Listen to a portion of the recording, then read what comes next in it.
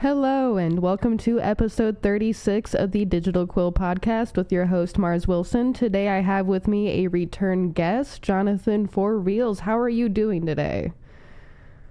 Oh, I'm doing wonderful. I'm very excited again because of the episode number, 36. Last time I was here, I was on episode 27, which is my favorite number, and this time, 36.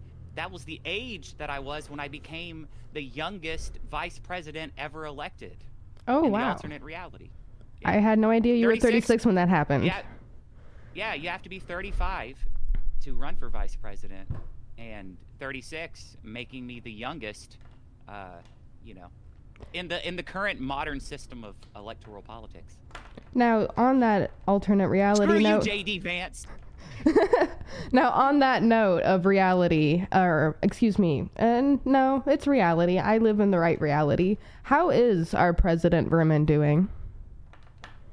Vermin Supreme is doing wonderful. I mean, the plans are going swimmingly. He's tweeted his first 100 days, and he is still tweeting about all of the drama going on. Of course, there is some drama going on, as most of you know. There is drama going on between the president and Elon Musk. It's baby daddy drama with our president and Elon. Our Vermin Supreme and Elon, they have had a child together, and they are, I believe, arguing about the name on X. So stay tuned over there. We will definitely be covering that in the future on some level, in some way.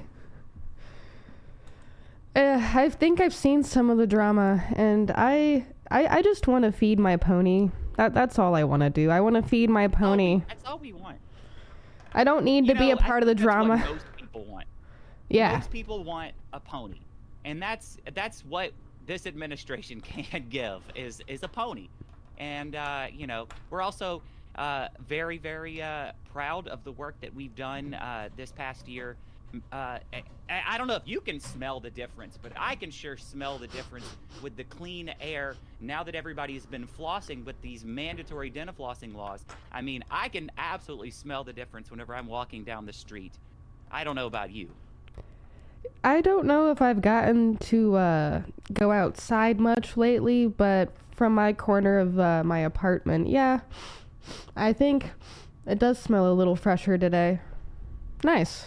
I share your concerns about going outside as well. I mean, zombies are a dangerous, creature, and with them being out there roaming around in the wild, we are working diligently to capture them.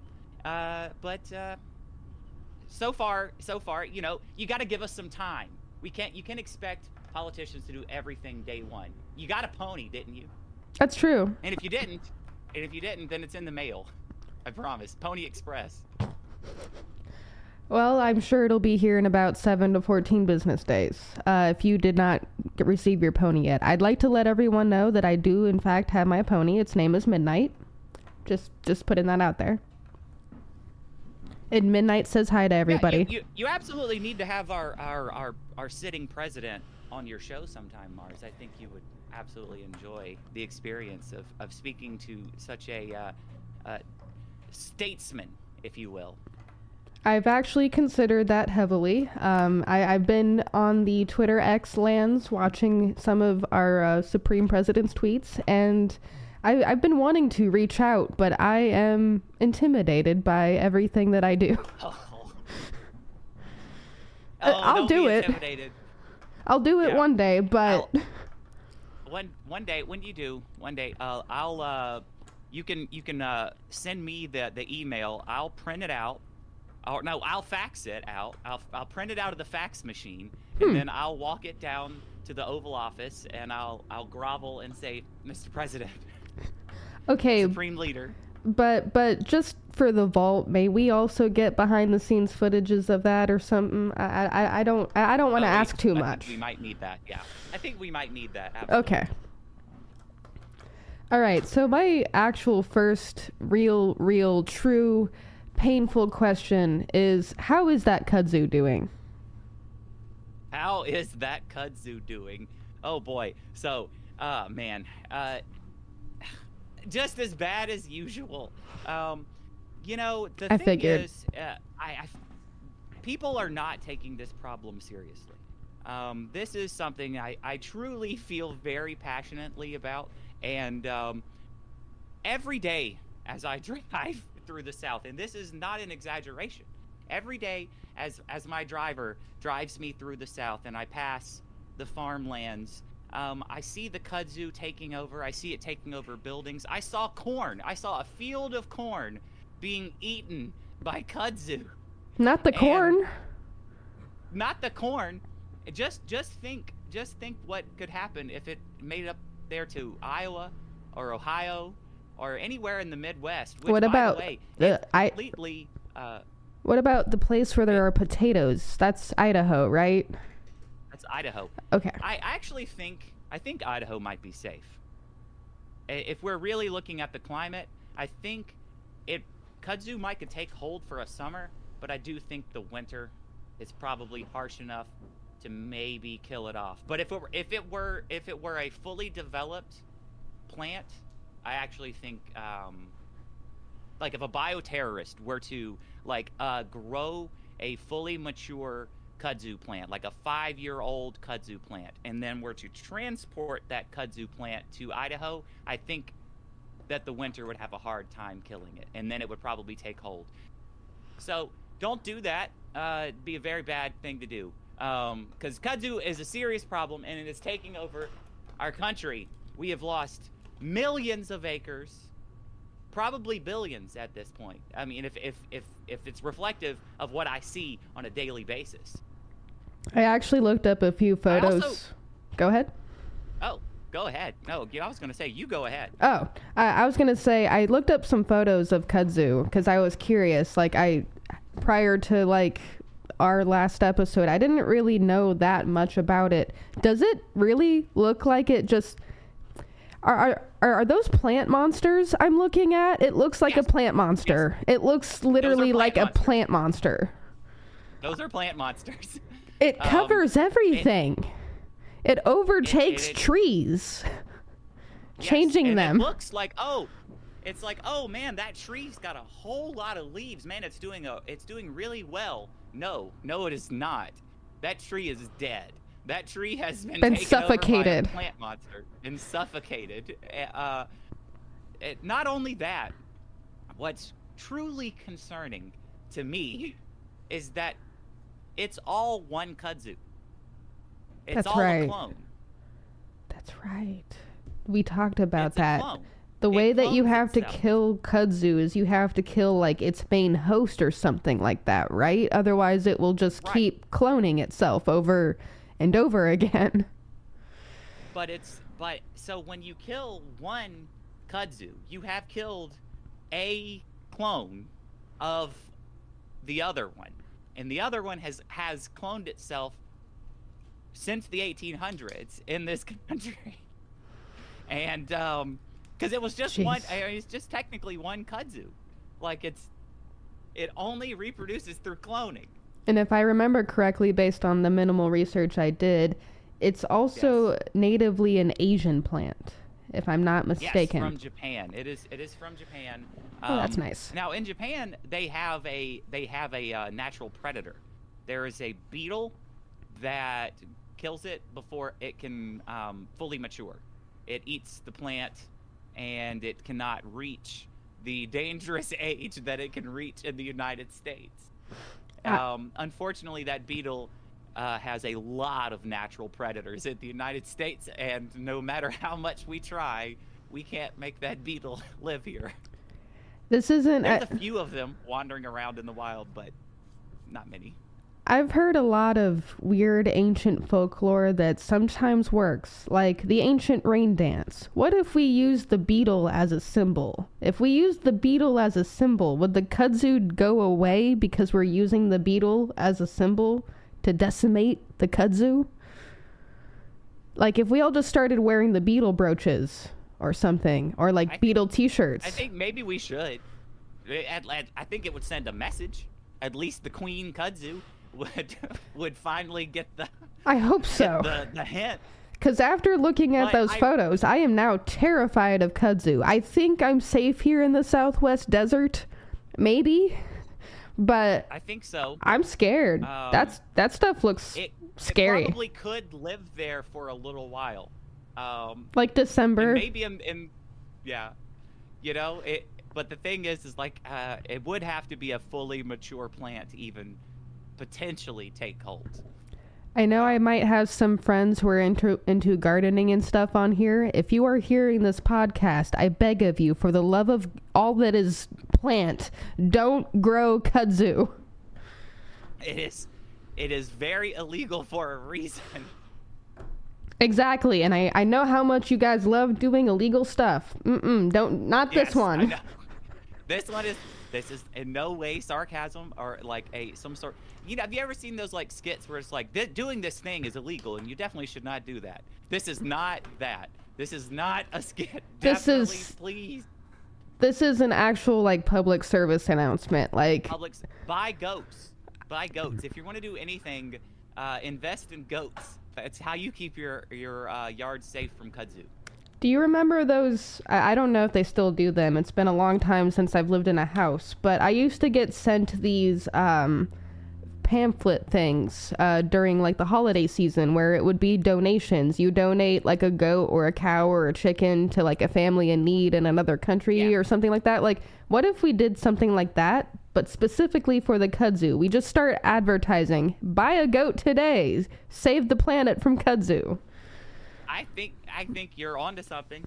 I think you're definitely onto something. I mean, not to pivot back to the ponies, but the ponies will definitely eat kudzu, but they're not as into it as the goats are. Goats love kudzu. Unfortunately, it takes I think 10 goats per acre, so we're gonna need a lot of goats. By my calculations, and I'm really bad with math, everyone go buy a goat today. Just one goat and send it. But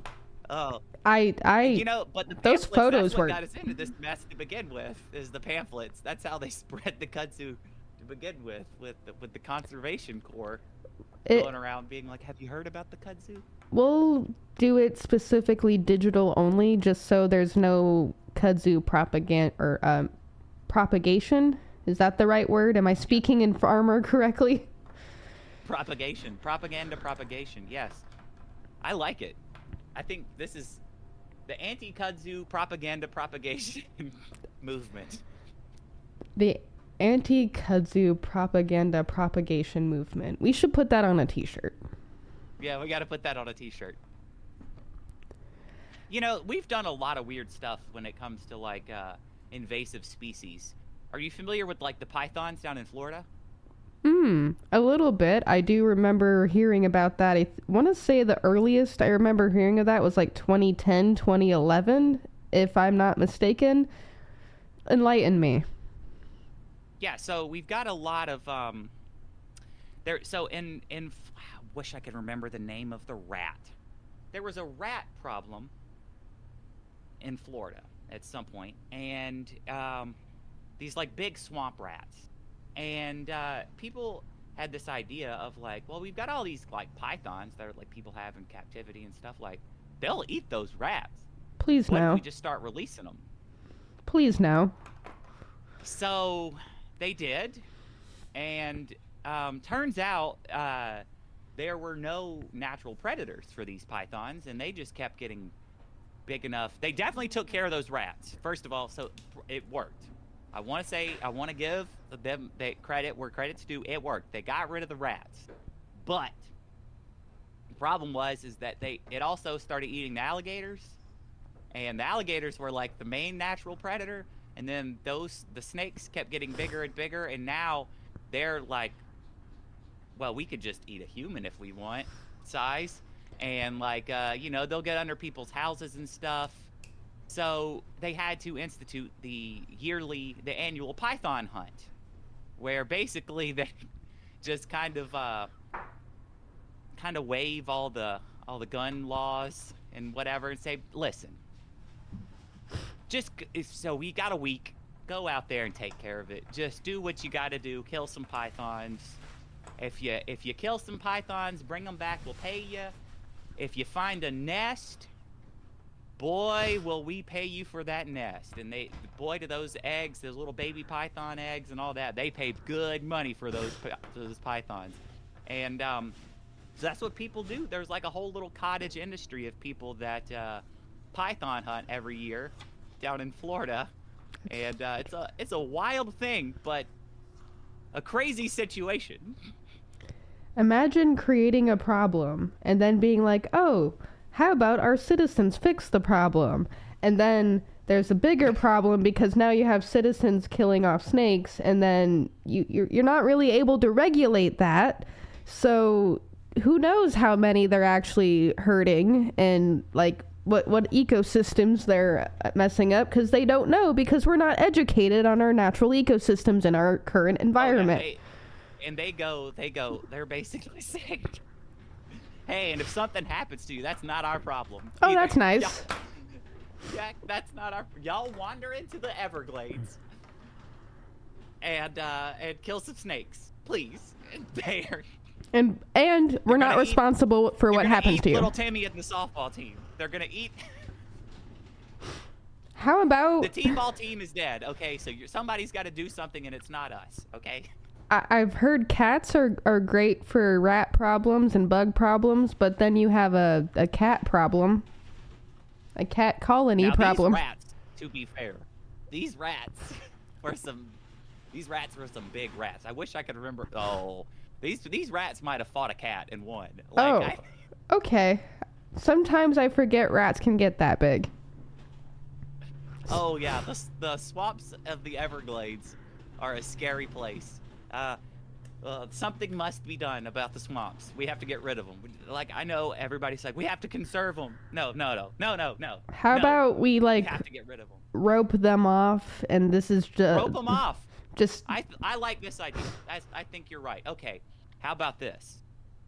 How about we do a Panama Canal situation against Florida, like just the dangly part of Florida, like that little, like everything past that. Honestly, nothing good happens down there. Like, really? Have you seen Florida? Have you seen what happens in Florida? Yes and no. Not really. I've kind of stayed on this Florida. side. I've seen Florida headlines. People. I've seen headlines, yeah, and I've seen those some videos. Those are not misleading. Oh. Those are. Yeah, that's just Florida. That's just Florida. Something must be done. I think we have to chop it off. Like, that's the only thing we can do. We'll just canal it. Any people that are left, they'll be okay, right? Yeah, right. We can just say, we can give them we can do a bridge, you know, and we can do like a little booth, like a toll booth. Florida's got plenty of toll booths. We'll just pick one of those little toll areas, and we'll put a bridge there, and we'll put a canal, and we'll go everything down there. That's not our problem anymore. If you go down there and a python eats you, that's your fault. And we can let them go down there and do what they got to do. If you want to go down there and get wild with the pythons, that's you. That's on you. It's like an amusement park. It's like Jurassic Park, but Florida. That actually sounds kind of fun. Free admission? I mean, you got to have something. You got to do something to you got to have some sort of conservation efforts, you know, keep the animals alive. So you're going to have to at least charge some sort of admission. You can only enter with at least a $5 donation. There we go. Yeah. Donations. Yeah. Because I guess that's how you get tax write-offs or something. I think this honestly solves a lot of the Florida problem. You know, I mean, there's some nice areas, and you know, everywhere that anybody likes to go in Florida, you know, all the tourist stuff, it's all in the north spot, right? You got Jacksonville. You know, everybody likes to go to Jacksonville. Everybody likes to go to Panama City Beach. They like the beaches of the Gulf Coast. That's all. You can put that all above the canal. You just chop the dangly part off. Come to think of it, I don't usually see anyone talking about being in Florida in the dangly part. I usually only see them talking about being in the northernmost part of Florida. More research is needed. I know a lot of people like Miami. I've been to Miami, and it is not does not live up to the hype. Does not live up to the hype. Let's just put it this way. I've never really been to a beach unless you count South Padre Island, Texas, like 25 years ago. But I am uninterested in Miami Beach. I have seen enough photos to get the vibe that is not a place I belong and should probably steer clear from. No human belongs there. You know who belongs there? Manatees. Manatees. That was the best thing about Miami Beach is I saw a manatee, and the takeaway that I have from that manatee was that manatee was swimming in a man-made little canal up to a hotel with some trash in it. Like the manatee belongs at the beach, not the people. Poor manatee. We gotta chop the dangly part of Florida off. The humans have ruined it. It didn't Give it back to the deserve animals. swimming in the trash. Poor manatee. Poor manatee. I actually like manatees. I've never seen one. I thought they were mythical for a long time, but they're cute. They're cute little, not little, but they're little sea cow. Yeah, they're a sea cow. They're adorable. We should save the manatees. Oh, I absolutely love manatees. That was like, man, save the manatees. Whenever I was a kid, that was like the talking point of like every science class. Every year in elementary school, there was a poster, save the manatees. We got a problem. There might have been some posters now we don't left talk over. About it. Now they're out there swimming in the canal next to the trash in Miami. And that, man, I live in a major city, right? Phoenix. And I live right close to a highway, so I see a lot of trash. Why are we so messy and trashy beings? Like, can we, like, pick up after ourselves sometimes? Maybe? That'd be nice. We're messy beings. I mean, I don't want to sound like a tree hugger here, but I mean, a little bit I am. I am too. Probably a lot of it compared to the average person. But, I mean, a lot of that yes, we are very messy. But we also make everything out of, like, horrible things. Everything's plastic. Or rubber. Yeah. I mean, so, something that kind of, upset me greatly, because I'm a very colorful person. I like bright, colorful things. But I've learned recently that, our obsession with bright, colorful things and bright, colorful paint in the modern years, maybe the last 60 years, has actually been the major contributing factor to microplastics. Interesting. That paint, the coloration, and the way we color paint is through microplastic. Interesting. And so when we are painting houses and rooms and all of this stuff that we've done over the past 60 years, all of this dye, what we've done, the pigment, has actually been what has given us the microplastic epidemic.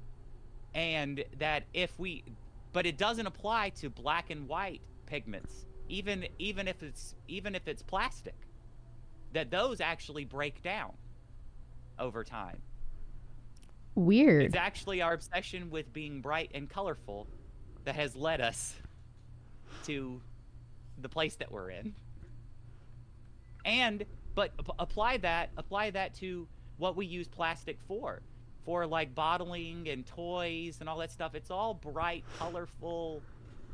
It's all like that's what we're using plastic for. So we're literally using plastic in the worst way, shape, and form.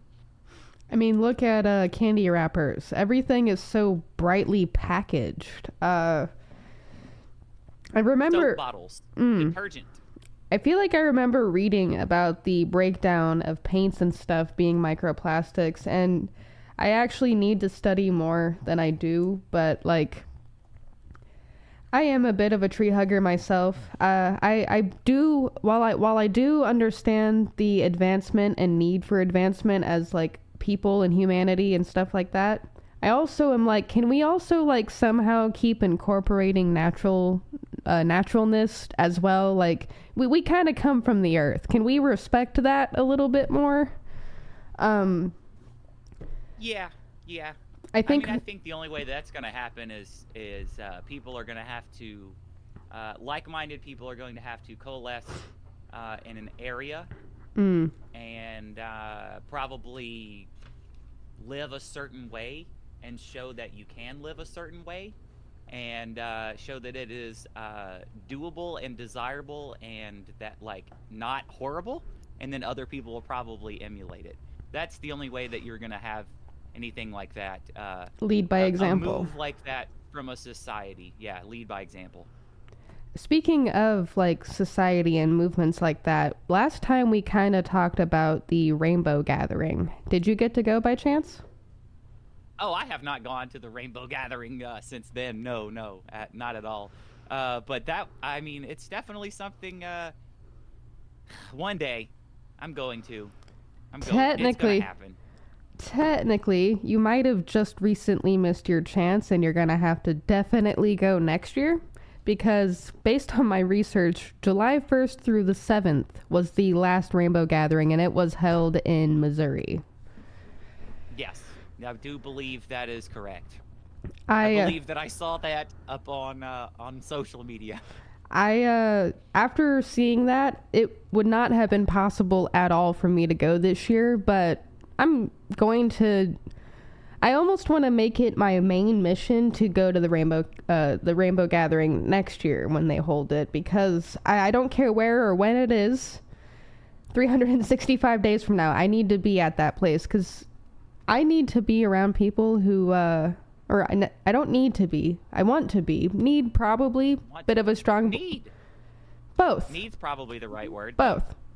I need to be around like-minded people who want to create little major cities and, like, just live off the land, because that sounds... The way you talked about it last time, like, one... I'm a little disappointed you didn't go this time, but that's okay. There's always next. Two... that sounds like a fun event. Like, we should get a whole population of, like, people that have never been to go. I think. Yeah. That could be interesting.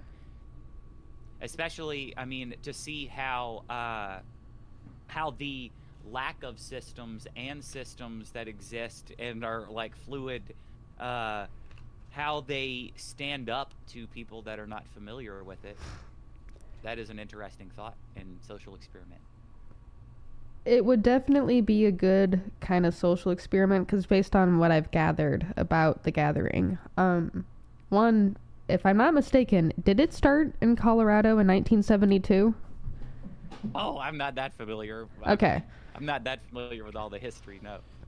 Based on my minimal research, that's kind of what I was able to pick, but I always try to, like, do months upon months of research, if not years, before I'm confidently willing to say that's exactly what that is. Because take everything with a grain of salt. I'm weird like that when it comes to research. Oh, yeah, absolutely. Information can always be manipulated. Information bias, and then there's also personal bias. Correct. And just bad memory. I also have a bad memory. Going back to like community or like moving into like a small area or anything like that. There was a few years ago, I tried to get my friends together and buy. There was like a small. Okay, I think I need to rewind this story back farther. There used to be a tourist attraction in Georgia that was called Westville. And Westville was built to be like it was a post-colonial town in South Georgia. And they had all the businesses and houses, and it was a fake reenactment town.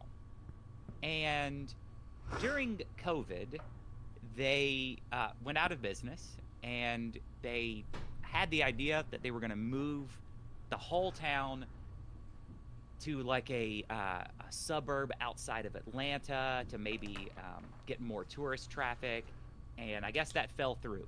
And the person who owned the land at that point decided they were going to sell it, and they had all of these houses that are on this property, basically an entire post-colonial town with very minimal electricity, all hooked up, out there in the middle of nowhere in a place called Lumpkin, Georgia. Mm-hmm. And it was really not that much. It was basically like buying a house. And I tried to find like enough friends to be like, guys, let's all move to this one place and start our own town. And I couldn't find enough people that were committed to do it. I think it would have been really cool, though.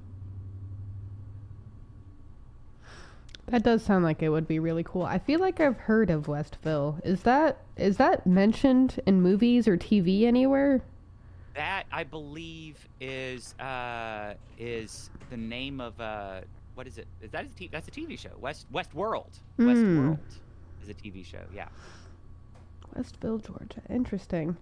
I kind of want to do something similar to that, but I struggle enough to pay my bills as it is now. So buying a property, even with friends, like at this moment, like maybe 5 years ago, I probably could have, but now I don't know. I do not know. Yeah.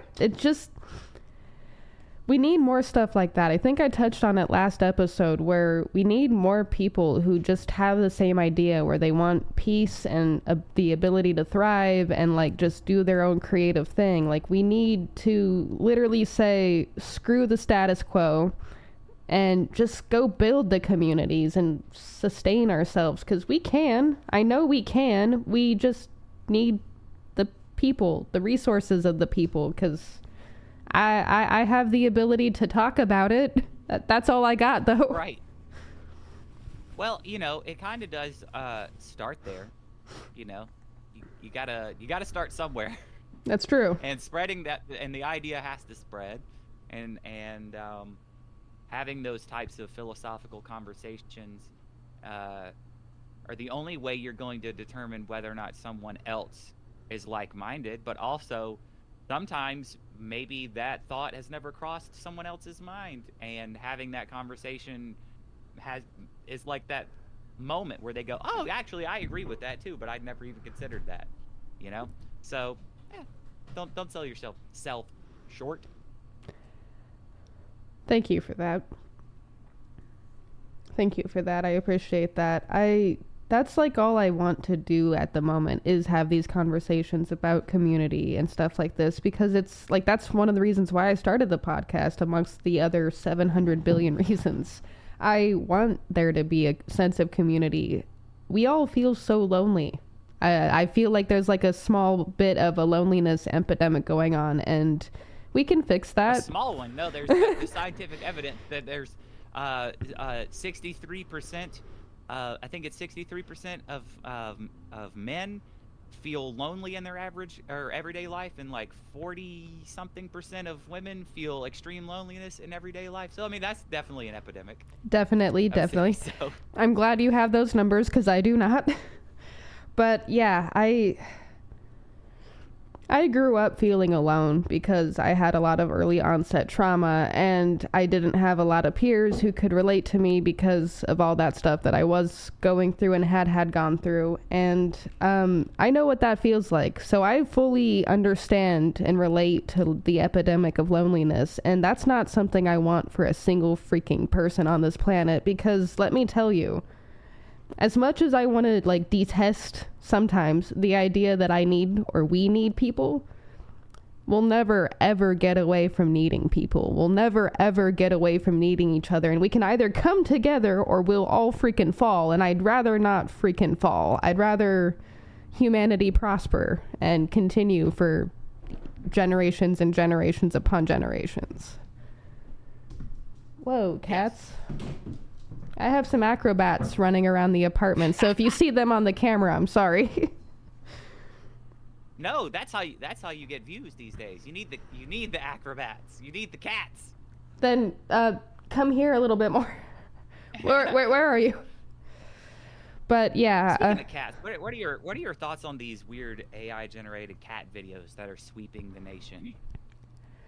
oh man, I've seen not a lot of those because I've been mostly getting the weird Google VO people videos where it's like farmers or politicians or something along historical figures. That too, that's been weird. I am not against AI. I am against the unethical use of AI. I'm against it being a tool to divide instead of a tool that we can use to be better as people and more productive and better people. I haven't seen a lot of the cat videos, so I don't have a lot of like actual depth and thought. I'm fine with AI, but this is where it's they're taking it too far. Cats have had a job on the internet for decades, and they're taking jobs from these cats with these AI generated cats. I just need to know. Not even good cats. I feel like I could handle the historical thing because we'll never see the historical people. That's fine. I feel like I could get around that. The cats, though, we have so many cats. There are so many cats. So many of them. There are some sitting in shelters right now that need homes. And there are street cats that need love too. Like, we have so many. Why do we need cat videos of AI cats? What was that? I have a story to tell you about street cats. Oh, by all means. Years ago, I was traveling through the California desert. And I was in Northern California, and I was driving to Washington. So I was going all the way north. That's a long drive up the California desert, going north. And it's the middle of the night, and we're looking for a place to stop. We can't find anywhere. It's the desert. And I see signs kind of, Tracy, California, so far away. And I'm like, okay, well, that's going to be where we have to stop. We got to use the restroom because we're not seeing anywhere. And we pull off, we take this exit. And normally when you take an exit off the interstate, it's kind of like right there. But it's not. It's like we keep having to drive through the desert. And we're like, oh, boy, man, this is a long way off the interstate. Now we kind of get off and we find this whole little city. And it's out there in the middle of nowhere. We park at the Walmart, and I get out, and I just hear everywhere around me cats meowing. Everywhere. And I don't see any, but I just hear it. Everywhere, in every direction, so many cats. And I go into the Walmart, and in the Walmart, I see cats walking around, and I'm like, what is happening here? And I'm coming out of the Walmart, and I see random people carrying like big bags of cat food and stuff. Interesting. And the people of Tracy had been feeding the stray cats in the Walmart parking lot. And so, like, I find, like, these big, like, troughs and stuff. And the stray cat population in this town has basically, like, kind of, like, taken over the town. But they can't go anywhere because they're in the middle of the desert. So it's kind of like this, like, stray cat bubble in this, like, whole city. And it's very, very weird. And I didn't know what was going on. And, like, I was, like, trying to figure out, like, what is happening here? Why are the cats in the Walmart? What's happening? And, we get back on the road, and, this is kind of like in the middle of the night. The next morning, we kind of find another exit farther up the California interstate. It's the morning we stop for breakfast, and in the line at McDonald's, we bring up that we had stopped in Tracy, and they're like, "Why'd you stop in Tracy? The cats will get you there." And it was like they were concerned about the stray cats in Tracy. So anyway, if you ever go to California and you want to see cats, go there. But apparently they might be dangerous. I'm not sure. The guy at McDonald's seemed very concerned. I feel like, guy at McDonald's, your concern might be valid considering we don't know why the people are feeding cats in troughs of cats' foods, or like with troughs full of cat food. But at the same time, have we considered that maybe they are using mind control techniques to control the humans of Tracy, to feed them, and that it's actually okay as long as they are fed? It's very possible because everyone there was very like okay with everything. Like they did not seem in any way concerned. None of the employees at Walmart like they felt like anything was up. Like they were just there doing their thing. And side note, the Taco Bell there seemed to be one of those it was like a Taco Bell where they tried out the new recipes because none of the stuff on the menu was regular Taco Bell food. Taco Bell test kitchen. We have a few of those in we have a few of those in the country. I've always wanted to visit one of those because the test kitchens of fast food restaurants, as a foodie, they interest me. It broke my brain because now I'm going like, why are there cats everywhere? They're in the Walmart. The food at the Taco Bell's wrong. I'm in the middle of the desert. Am I in a mirage? Yes. Wild and weird, pardon my French, shit happens in the desert. Being born in the desert myself, it's not like California desert. They're probably a little bit different. Wild stuff happens here. We have a Flintstones monument, okay? We have a place called Nowhere, Arizona, or Nothing, Arizona. Have you been to The Thing? No, I haven't, but that is an Arizona staple. What I'm talking about? I do. Yeah. I want to go. I want to go so bad. If you plan a trip out here, we'll take you up there. I need to go to The Thing. We will go to The Thing. It looks so amazing and definitely 100% true and not a lie to get your gas station money. Not at all. It's not trying to convince you to go to the Shell station. Totally not. No reason. I mean, we might need to fill up the tank of gas and the thing might just happen to be nearby, so that's fine. What a great business move. I honestly feel like needs to happen more. That's what gas stations need to be doing more of. And all over the country, not just the desert. Why do we not have more weirdos buying mummies and putting them in a gas station to try and convince people to stop? I mean, it's kind of what Buc-ee's is. That's fair. If you think about it, I guess. They got a big stuffed beaver, and they're like, come on. Buc-ee's is the modern version of The Thing. It's just consumerism. Yes, it's consumerism. Although I will admit, I do like the idea of a Buc-ee's, and I am kind of excited that here in Arizona, in Lower Buckeye, we're getting a Buc-ee's, which is amusing. So, do you struggle with your consumerism sometimes, as much as I do? Sometimes. Because I love consumerism so much. I mean, look, I love my little stuffed animals and my little plushies. My Buc-ee's. My thing. Look at that. Look at him. So adorable. I just love him so much. But I also know, that it's the root of all the problems in our entire society. Materialism and consumerism. It's something I definitely struggle with. I'm very specific in my niches, so I do have a super secret stash of stuffed animals that no one knows about. A lot of people actually know about it. I collect pens. Look at these. I collect so many colored pens. And anytime I see new pen colors, I'm like, ooh, I gotta have that.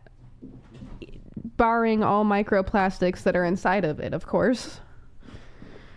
Right, exactly. See, I like plushies too. My little podcasting area has an audience. I have little plushies, and they all watch me. I have little Jar Jar Binks here. I have Shoney Bear from the 90s, and I have his son, modern Shoney Bear, who's wearing a hoodie. And I don't know why they felt like hoodie and khakis was how modern. A hoodie and a ball cap? A hoodie and a ball cap. And khakis. And khakis, yeah. Khakis. I don't understand. We could have at least bedazzled the hat. Yeah, but far back in the cheap seats in the bleachers, they know what they did to be so poor. The Beanie Babies, they're back there in the bleachers watching in the cheap seats, but I've got an audience here. Did those Beanie Babies make it into the marks? Those specific Beanie Babies? Oh, let's see. I'm not sure. I do not think that any of those specific Beanie Babies made it into the marks. So they don't have any secrets to share with the audience about the marks. Okay. No, they do not. They do not. One of them, I believe, made it into an unreleased film that I made called Stalking Emo, that hopefully one day will see the light of day. Isn't there some social media mention of Stalking Emo on your YouTube or Twitter X? I feel like I've seen that mentioned. There is a trailer. There are a few trailers that exist out there. At one point, there was talk of it being released. It technically has seen a release theatrically. But it just hasn't made it elsewhere. What do we need to do to make that happen? I do not know. I don't. So the distributor of the marks absolutely wants it. There is some behind-the-scenes production drama that has kept it from ever seeing a digital release. So hopefully one day we'll be able to make that happen. And yeah, but there was definitely one of the Beanie Babies. My favorite Beanie Baby was in that. Favorite Beanie Baby, and which one would that be? I have a few. Aaron, the green bear, was released around the same time as Princess Diana, and I believe it was to commemorate peace in Northern Ireland. Oh wow! When that happened in the 90s, yeah. But yeah, it was my favorite one. Still my favorite one. When I collect stuffed animals, for full disclosure, I don't like calling them stuffed animals. I call them stuffy buddies because they're buddies. They're stuffed. They're stuffy buddies. And I was out with my friend one time. We have this antique store here in Arizona. It's called the Armadillo or something like that. It's a really awesome place. If you visit Phoenix, like, that is a stop you're going to want to make if you love like Beanie Babies and other antiques and stuff like that. Like, it's a trip. I found this cute little rat. Just this cute little rat. Its name was Tiptoe. And I did not have a rat stuffy buddy yet, so I was like, I'm getting it. I don't care. A rat stuffed animal? That's awesome. It even has the cute little tail. The Beanie Baby people they know that my consumerism is still in effect, and they know that they can release companions to my favorite Beanie Babies from the 90s, and that if they release modern companions to the old ones, that I'm going to, of course, have to acquire them. So I keep an eye out for all of those, and I feel real good about myself every single time that I go buy them. That is a nice little happy joy. Beanie Baby. Honestly, like, people look. So every time I go to Shoney's, my local Shoney's in Dothan. They used to sell Beanie Babies there, and my friends would always look at me like I was crazy. Like, you're still buying Beanie Babies? What year is it? And I'm like, they're cool though. Look at them. I tell them they're going to be worth something one day, which is what they would say in the 90s, which was totally 100% true. And I'm going to still keep saying it. It's also, because they're worth something to me. Exactly. They are worth something. And someday when you're looking back and you're holding one of your Beanie Babies, you're going to remember that interaction at the store. You're going to be like, oh yeah, I remember when my friend, whatever their name was, gave me shit about buying this Beanie Baby. And, I wonder how they're doing right now, because I still have this Beanie Baby and I am so happy. I wonder if they're happy. Judgmental. Exactly. Buy more Beanie Babies. Buy more. Consume. Consume, consume, consume, consume. All right. That's the key to happiness. I have an important question in regards to Beanie Babies. How do you feel about the sparkly eyes in Beanie Babies nowadays? The Beanie Boos. Yes. That's what they call them. They've added the sparkly eyes. Some of them I'm okay with. I am very, very particular on the ones that I'm fine with. I like the dragons. I don't know what it is about the dragons. The dragons do have good ones. Dragons. I have some of the dragons. Because I bought one that was really cute, and then I realized that he needed friends. Trying to remember the dragons I've seen, because I don't think I might have one dragon Beanie Boo. But what I do have, and I'm particular about the eyes. Anytime I look at them, I'm like a little disturbed because they don't have, they're missing something, or they have too much of something. I don't know what it is, but I have a couple. But sometimes the eyes will be different on one versus the other. That's interesting. I've seen that. I have a little spider. Even though they're made out of the same material. Yeah. Yeah, that's interesting. What is with that, like, manufacturing error? Is that a manufacturing error? I don't know. I think it's personality. It might be personality, which will help naming them. It will help in the naming, if they don't already have names. Do you ever rename your Beanie Babies? Sometimes I do. Can't. Sometimes I do. I can't do it. I'll shorten I it. sometimes want to. I'll either shorten I would it. have to take the tag off. I would have to take the tag off. And that would kind of destroy the value in a way. Because then you won't have the memory. The tag holds a lot of the memories. What's the value? That's fair. What's the value? Yeah. But, do you remember the ones where they let you create your own? Where they let you color it? They do it once a year. I do remember those. Wow, that is a very distant core memory that was just unlocked. Wow. Yeah, the first one came in a lunchbox. That's awesome. It had like a little zipper pouch thing. I remember that. It was in the I remember seeing that. Yeah. Wow. It was like a clear plastic one, which I'm not sure if that was a marketing technique or if that was because it was right after Columbine and they were making everything you brought to school have to be clear. So I'm not sure which one, if it was a clear lunch box for marketing or.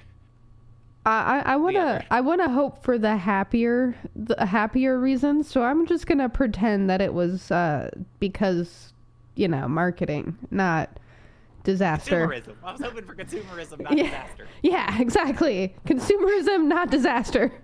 Which consumerism is still a disaster, just to note. Just a different one. Yes. Not like a world-ending disaster. It may. You know what? Never mind. I can't even say that. Never mind. Forget everything. I concede. I am a consumerist. Great. I'm my worst fear. Yes, I have a cute little.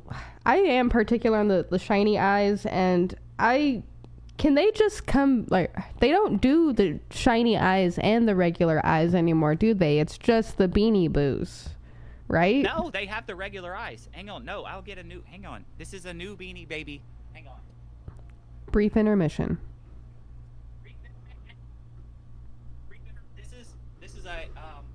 This is a Beanie Baby, but this is Peanut number 2, and it's got regular eyes.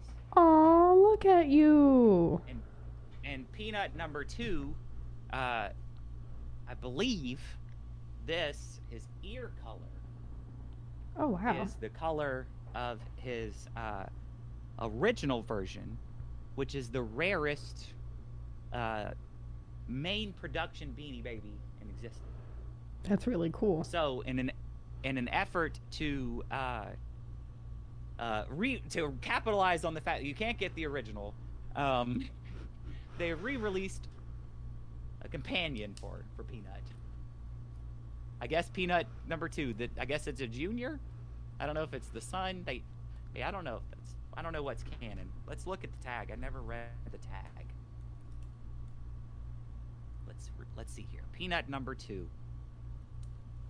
Peanut the elephant walks on tiptoes, quietly sneaking wherever she goes. She'll sneak up on you and hug you'll get. Peanut is a friend you won't soon forget. April 25th. Happy birthday, Peanut. Sorry I missed your birthday. Oh, so that is actually the poem from the original Peanut, I believe, and so that's just a re-release, not even a sibling, just a clone. Consumerism. They got me to buy it. Consumerism is the reason we have clones, I think, or cloning technology. That's why we have Kudzu. That is true.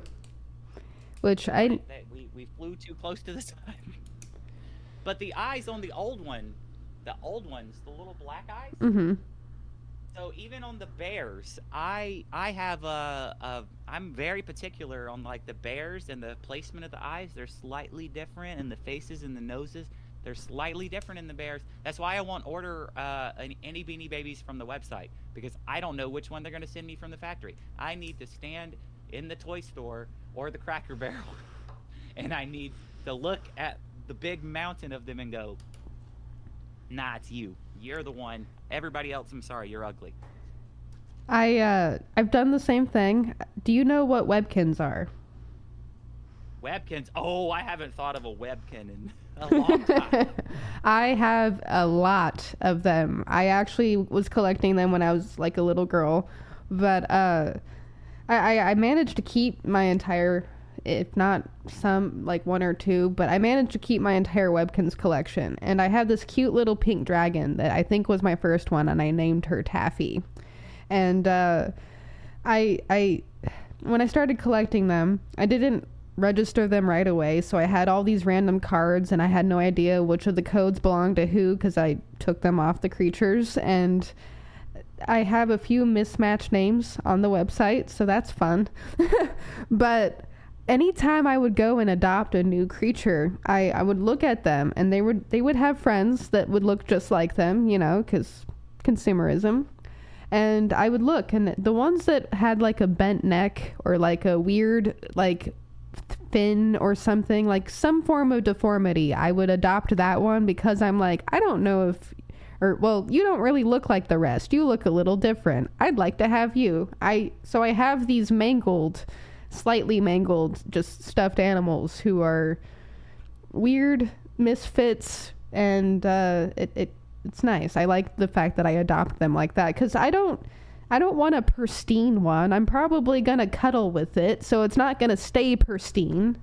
Might as well just get Isn't it weird that we gravitate to some when they're all really, in the grand scheme of things, the same, but we look at them and go, no, this one, I like this one. This one's got character. You know what I mean? Like, I feel like everybody's got their own when they look. Maybe some people want pristine, but other people, I mean, you know what I mean? Mm-hmm. Like, it's interesting that, like, you and I could look at a pile of stuffed bears, and they would all be the same stuffed bear. And you and I would pick out probably separate favorite stuffed bears. What happens if we end up picking the same one? Are we gonna have to fight for it? What if everyone in the group picked the same one? Ooh. Oldest gets it. Oldest gets it. Rock, paper, scissors. Rock, paper, scissors. Longest rock, paper, scissors. Speaking of long, have you Furby? Have you seen they're making long Furbies now? Oh no. Oh no. I don't like it. Please no. And I'm talking like they're like droopy and long and like hanging. Are you talking about the Labubus? No, they're Furbies. They're Furbies, and like you got a Furby head, right? But the body. Please no. Please don't make this monstrosity. Long bodies, got long Furbies. A long bee. I don't like it. They're like the newest member of the Furby family, and like I'm seeing like these ads, and I hate every single one of them. And I feel like that's why the algorithm shows it to me. I don't even know if there's a product. I think the algorithm's just taunting me and showing me a long Furby just to make me upset. You mean something kind of like that? Oh, that's horrible. Yes. That's horrible. But yeah, something like that. Yeah. Except now they're doing it officially. That plagues me. I've seen those like custom made Furby creations, and those are what nightmares are made of. If you make those, you make my nightmares. Just want to let you know. Like keep doing you. Keep making whatever weird creations you want to make, but you are making my nightmares. I just need you to know that. Well, the fine people over at Hasbro have heard your cries. Yay! They've said, hold my plastic beer, and they've made a long Furby just for you. Well, as a My Little Pony fan, since you guys are doing that, and you guys do have a card game, and we do have an Avatar: The Last Airbender video game for some reason, can we get a My Little Pony game, Hasbro? Get on that. Get on that right now. I need another video game. Like on my Switch. Hear that cry instead. Hear that cry instead. I would like to play as Twilight Sparkle and learn the power and magic of friendship. Thank you very much. Shoot lasers out of my horn. That'd be cool. You know, it's interesting that you're a My Little Pony fan. You know, the Vermin verse and the My Little Pony verse definitely have a lot of overlap with the fandoms. Tell me about that, because I am now intrigued. I mean, if I actually look around somewhere on my desk somewhere, I think I actually have some like My Little Pony Vermin fan art that somebody did. It's like patriotic, but it's like a pony with a boot on its head, like that somebody gave me after the election. Yeah, no, it's very much with the free ponies. The My Little Pony people are very excited about getting a free pony. That's fair. That does make sense. Yeah, it makes sense. That's the base. That's the base right there. When his last vice president was named Spike, and was literally his name was that because he was named after the dragon from My Little Pony. Like the My Little Pony and Verminverse are very intertwined somehow. I am definitely going to have to prepare some My Little Pony questions for Vermin Supreme when I have him on. Absolutely have. In fact, I'm going to have to find I think it's a sticker, this My Little Pony thing. So whenever I find it, I'll make sure I'll send it to you. Okay. It's left over from the tour. It's the last one. I wanted to ask you this just in a message, but I'm going to end up forgetting about this at some point. So I'll just ask you here.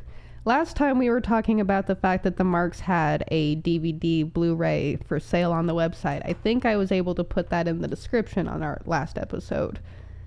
I was thinking, I have a question of something I want to do. If I send you like $25, $30, which I think is like 10 or 15 more than the price point, because I think it's $14.99 if I'm not mistaken. Yeah, would you? It's not extra. If I sent you some amount of money, like 25 or 30, would you buy it, sign it, and send it to me?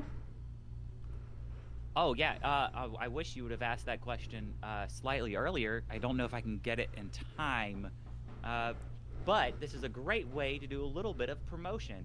On April 18th, 19th, and 20th. The cast of the Marks will be at ATL Comic-Con, and myself and 5 other cast members and the director will all be doing a panel on the behind the scenes and the making of the Marks. So that would have been a great time for me to get a large number of the cast to autograph it. So I'll do my best to try and get a copy before then. I don't think, but I think Joe might have some. I think Joe's probably going to have some at the convention. So if he does, I'll definitely make sure to get you. Okay, and I will... So yes, absolutely. I will pre-send you that money. We'll discuss those details later. No. It is your work, and I want to support you, so... Well, I'll do that. I appreciate that, but I don't think I make anything off of it, so you're all good. You're all good. Then consider this, you finally made something off of it. How about that? I think there's still a lot of consumerism that has to happen before I'll see any real money off of this movie. That's fair. Can we get the Marx action figure? Or excuse me, I messed those words up. Can we get the Marx action figures? Wow, I almost did that again. There are some of them in existence. Oh. Yes. Okay. I do believe that there are a very, very few limited run of Jack Dixon in the style of like a 1980s action figure. They look period appropriate. I'm not sure how to get one of those, but I do know that I have seen some in existence. I think they might have been an exclusive reward for people who donated to the early on. There was like a crowdfunding thing that funded I think the video store portion of the movie essentially, and I think that they might have received a limited edition action figure. So maybe they'll never exist other than that. So I'm not sure. Maybe they will though. For those of you, I know they exist. They are in reality. For those of you who listen to this show who like wrestling and movies and action figures and consumerism more than we do, you're going to want to go find those figures just for science. I'm sure they're on eBay, maybe, somewhere. Who knows? Or someone's basement. Oh. Yeah, they probably were purchased by someone who had every intention on keeping them forever. That's a good bet. I will take that bet. I know that at the beginning of the movie there's like a wrestling buddy stuffed animal that's in like the opening scene of the film that is like it's a toy that was made for the movie, and a few of those were made, and those exist outside of production, but they're super limited as well. They were a raffle. They were given away at a raffle at the premiere, so super hard to get that as well.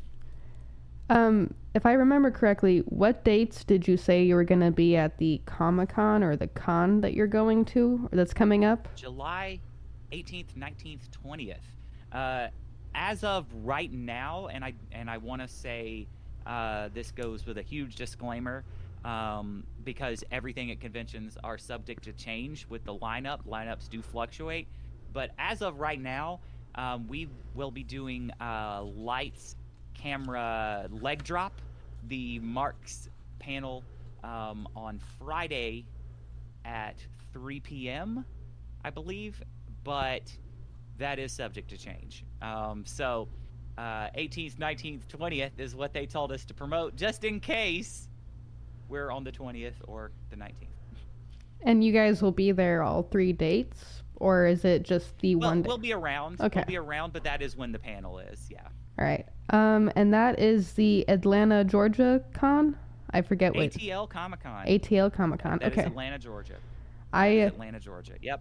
I'll be sure to include that in the description, just the dates and stuff, so if anyone needs a quick reference of that Comic-Con, they can hopefully meet you in person. And if they get to meet you in person before I do, 1, screw you. No, I'm kidding. 2, please ask all the questions that I do not get to. There's some cool merch that I think is just kind of like being like given. I think it's going to be given away to people in the audience. I do not really know. I've just kind of like seen it in the production group chat. You see, that's not fair. I could have lived my whole life without you telling me that. I would have been fine, but now I'm disappointed. Thank you. But I think it's keychains that are. I love keychains. But so if you've been following the Marx TikTok, there were trading cards for all of the different wrestlers and cast members, and they were all made in universe with facts about the character, not the actor. And I believe there is a bunch of keychains of all of those different trading cards that have been made and they'll be going out in some way, shape, or form. I'm not quite sure. Well, I will definitely need to follow the TikTok later. Between TikTok, Twitter X, and Substack, that is where I spend most of my time on social media. Substack recording, I've been trying to do the weird social media feed in Substack, but yeah, I will now have to follow the marks on TikTok and keep an eye out for that, because that is cool. This is going to end up being a really fun project that I get to see, like, unfold even more after production throughout the years, because man, that movie was cool. I need to rewatch it. I'm rewatching it today. I mean, we've always been, like, from a production side, very aware that, like, the people watching it, and eventually we hope that they become fans of the project, that, like, they're part of it as well. And, like, even from, like, a design standpoint, we were very aware of that, where we knew that potentially if people enjoyed it, that maybe they'd want to dress up in a costume because they enjoyed the character. And so we tried to keep the costumes something that would be doable and simple to recreate, and something that could be done on a budget that would not break the bank. Because a lot of these, like, really popular characters from TV shows and movies, like, you try to dress like them and you're going to end up spending a lot of money, a year's pay building the costume, in one day. We didn't want to do that. Yeah, we did not want to do that. Yeah. There's a lot of costumes that, like, all of the costumes were designed by Jody, who she goes to cons with her daughters and like makes the costumes for her. And, like, Joe, a lot of times, still to this day, whenever he needs something specific for, like, a convention, he'll just contract her, like, as, like, his costume designer, like, because she just really enjoys that, like, atmosphere and doing that kind of stuff. So, like, it was really built in to the whole project from the beginning, and I think that's hopefully people will recognize that and gravitate to it. And if they don't, maybe by me bringing it up, they'll go, oh, I hadn't even considered. Maybe I did think that character was hilarious and they looked hilarious. I should dress like them. I should go to something. It's definitely something I'm going to be paying attention to in my, like, next watch through is, are there any characters that I feel like I could emulate in a me way? Or in a them way, in an us way? Can I emulate any of these characters?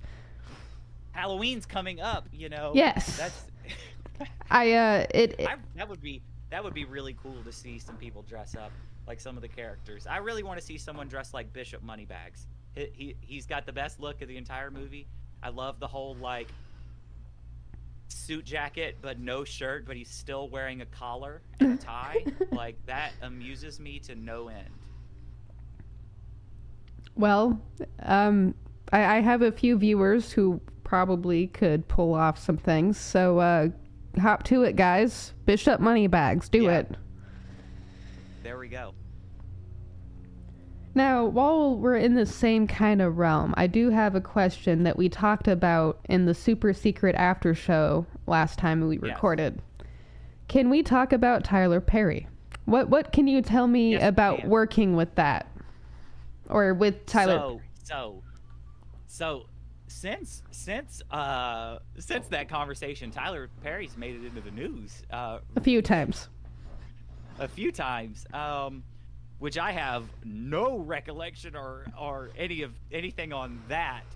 Didn't see any of that go on. But I will tell you this: it's a weird place to work. It was a very strange place to work. I did work on. Okay, so technically I worked on Boo 2, or Medea Halloween 2, or whatever it's called. The sequel to Boo, a Medea Halloween, Boo 2. But the way that Tyler Perry does his casting process, you are not really cast in one project. You are cast as a block of typecasting potential. I was cast as like potentially a redneck, potentially a nerd, potentially just like 4 or 5 different things. And I worked as a redneck and I worked as a nerd during this contract block, but I think I only ended up being actually in a project as a nerd. But what he does by doing this is he shoots all of his projects at once. So he cast these typecast actors, and he puts you in a room, and you work, and you come and sit in that room for weeks on end. And if at any point while he's making any of his projects he needs any of those people that you are typecast as, he's got 4 or 5 people as an option to look at and go, he doesn't have to go through the entire casting process. He's already got 4 or 5 on retainer. And it's more cost efficient to keep you in a room for a few weeks than it is to go through that entire process. And to shoot everything all at once than to have these people come in and out of productions all year long. So the way he accomplishes that is he bought a military base, and he runs everything very much kind of like it is still a military operation, where you show up. In fact, before you even work your first day, you have to go through security clearance, and they come in, they take your picture, they have you like sit in like this office, they go through like a whole thing, they give you like a name tag badge that you have to get printed out with like a barcode, I think, on it every time. And so you go through that first security clearance day, and then every day you come in, you park in a parking garage, you come in, you put your phone away. You do not have access to having a phone while you're on Tyler Perry's property, and you sit in this what used to be a military auditorium that has a cafeteria off to the side and a few like smaller offices and stuff like that, and you just chill and hang out for days on end. It's a very, very, very odd experience, and very streamlined, and it's cost effective, but weird story while I was there, and I think this is probably the story you want to get to. One day, I didn't have my phone, and nobody had their phone at all. One day we were all just kind of sitting, having conversation, which you definitely do when you're not on social media.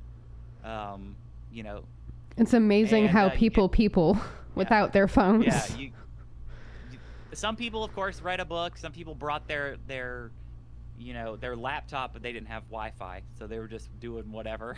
I don't know what they were doing. Maybe writing a screenplay, something like that. I don't know.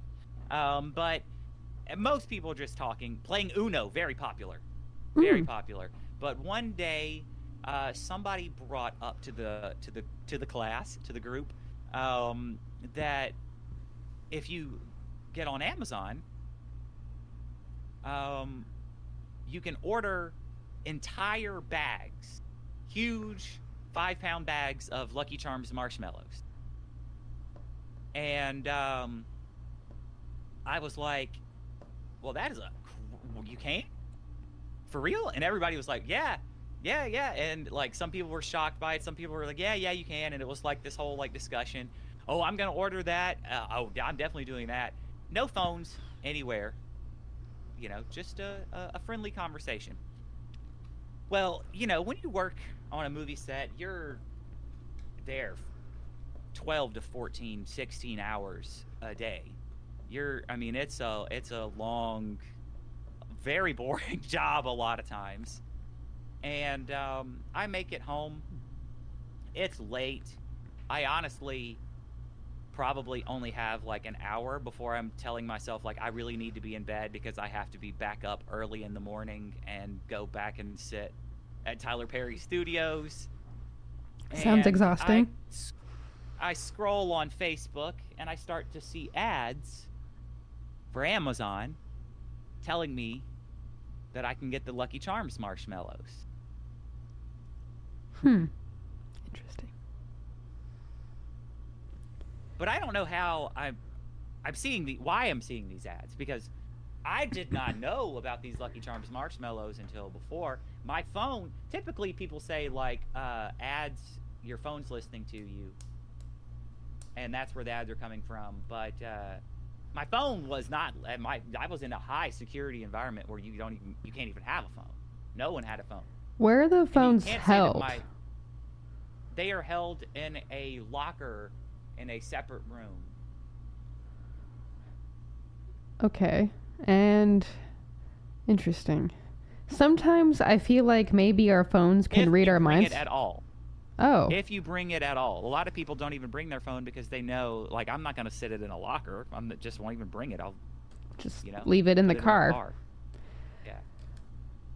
I know. I sometimes feel like this thing staring at me right now, this electronic death box, I feel like it can read my thoughts sometimes. But, like, sometimes I wonder, like, how much does the GPS or your location, even if you have it turned off, like, matter? Like, can your phone still track where you are? Yes. Even... Wow. Yeah. Well, that's creepy. Yes, absolutely. Absolutely, yes. You tell it no, but you are basically, what you're telling is, like, certain services no. You are not telling your phone itself and the system that is in place no. You can't tell that no. Yep, getting a flip phone. Or never having a phone again. That's an option. Last time did we discuss the National Dead Zone? A little bit, maybe. I feel like that's familiar. We can discuss it now. So there is an area, I want to say it's on the border of Virginia, West Virginia, like that kind of like area in the mountains, where it's about 100-mile radius, where there is no cell service, and it's done by design. They have some very sensitive satellites in this area, and in the 1950s, they instituted the National Radio Silent Zone, or the National Dead Zone. And you're not able to have microwaves, radios, cell phones, basically anything that creates radio waves, electromagnetic waves, anything like that, cannot be within 100 miles of this satellite. Interesting. People live there. People live there by choice. People move there to get away from the modern technology and the radio waves and stuff like that. Some people that live there say that you can feel a difference. They have trucks that drive around patrolling, looking for the radio waves for people that smuggle it in case. Interesting. It's a really bizarre thing that just exists and is happening like every single day and has for all of our lives. And there's actually been a lot of discussion recently, though.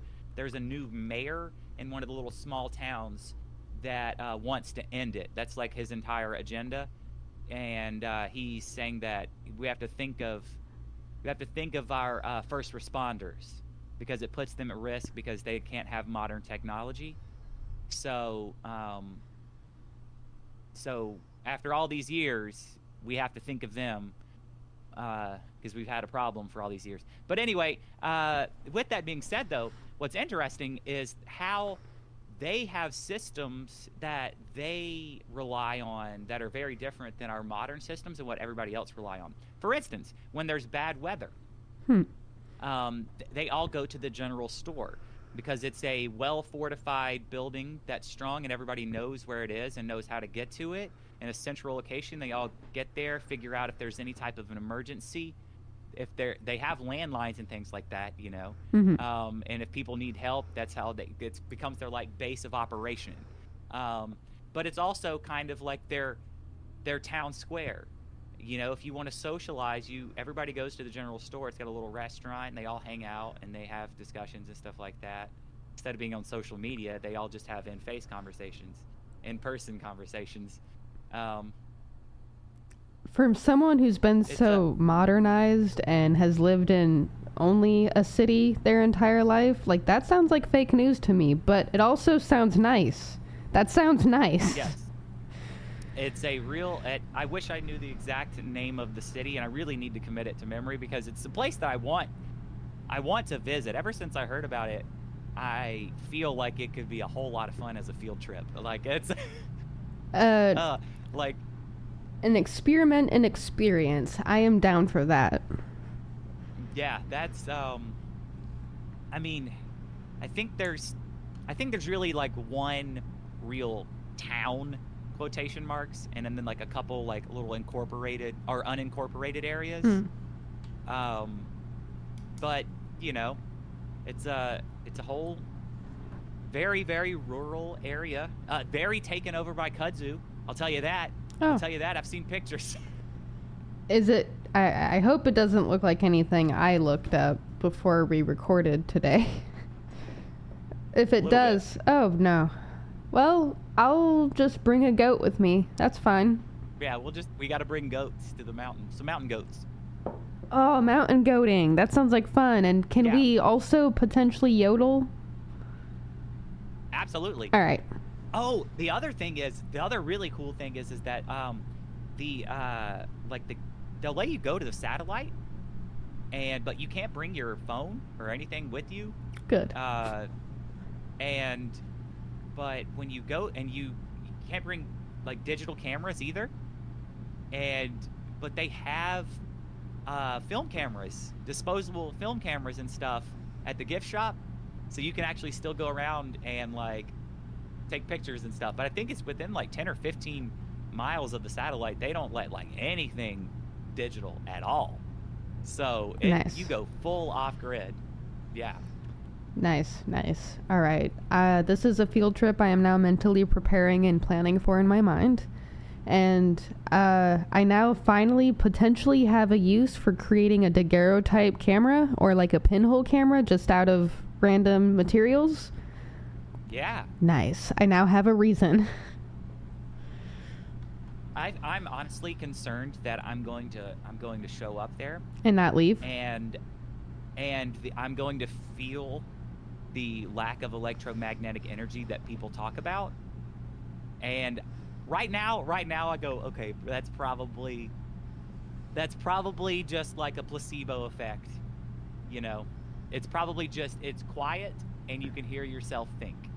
You know, in my head, that's what I think, because there's a lot of places that I can go where I can just feel a difference. You know, it's quiet, it's wilderness. Mm-hmm. There's not, you know, there's a stillness. But then there's the other part of me that's like, I'm gonna get there and it's not gonna be that. It's gonna be something different, and I'm gonna come back to the magnetic energy, and I'm gonna be going like, I've got to get back. I've got to get back. My problem that I can foresee myself having is I already know what it's like for me to leave the city and just go to Flagstaff or like Sholo or Payson for the day. It is so nice. It is so nice. When I went camping the last time and I came back, it was literally only for a night. I went camping for a night. I came back and I'm like, oh, everything's so loud. Like everything was so much louder and like screaming at me. It was almost deafening my first day back. And I'm like, I need to go back to the woods. I can't do this city shit anymore. If I end up experiencing... If it's quieter than that. Yeah. It might be... How could you come back? I don't know. I don't think I could. If I ended up going to this electronic free town, because I had my cell phone with me up there, I was taking pictures. If I went to this electronic free town, I'm probably going to have the same problem you are. I'm not going to be able to come back to the city. I might melt if I come back to the city. I might just disintegrate. You can't use a microwave. That's fine. That far back. Like, you're stepping that far back in time by going here. That's fine. That's fine. I mean, and it's really like, oh man, like think about this, okay? That satellite that they're so concerned about having modern technology near. Mm-hmm. I want to know why. All of those instruments and devices, they can't even be modern technology. They have to use separate, sensitive, like, they have to use tech that, like, you really don't run into anymore. That would also be an interesting experiment, to be able to see firsthand technology that I might not have gotten to see if I didn't visit this place. Yeah, because, I mean, like, you look at these, like, satellites and the way everything looks, and it's from that space age era, you know, in America, where we were very concerned. I mean, that's what it is. It's a space telescope that is incredibly sensitive, and it's out there taking pictures of so far out in the universe that if you come near it with your cell phone, that it will send electromagnetic particles that even though they're so tiny, they will block the field of view from something so far away, because they will come in front of the sensor. Interesting. Because they're looking so far away. Something so small can block out the entire universe. Is the National Dead Zone also a no-fly zone? I would imagine it would have to be. Interesting. I like the idea of no-fly zones, and the only reason I know that those exist is because I watched a horror movie called The Village. I don't know if you've heard of it. I love it. A lot of people... It's a poorly received movie, but... Yes, it is. It was... The storyline was so bizarre, but, like, really well written. Like, that movie, like, if you are a true horror fan, if you're not a true horror fan, you're not going to like that movie. I'm sorry. I'm calling it right now. If you're a true horror fan, a true film fan, you will like The Village. They had a no-fly zone because of the way that they were set up. That is the only reason I know what no-fly zones are, is because of that movie. Thank you, The Village. All right. Well, we're gonna open up a new can of worms here. Ooh, okay. I love worms. Going down the village rabbit hole, but we're also gonna tie in back a previous conversation about building a community. Does this involve conspiracies on any level? Well, I'm not gonna. No, I don't think so. Okay. But it could. I mean, maybe we can create one. Who knows? I'm all right with that. I'm always for a little manufactured outrage. Would it be ethical for a group of people to pull a little bit of a village situation, but let's not go all the way back to the 1800s. Yeah. Let's just roll it back pre-social media. And you just kind of like, you just rolled back and you had a pre-social media town that kept to itself, but everything was curated.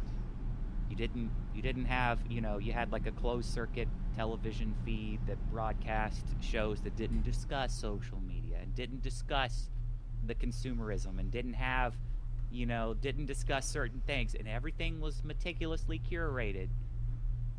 And then you started bringing in new people, as in new children, birthing children within the community, and you kept to yourself, just like the village. Is that ethical? Is it wrong?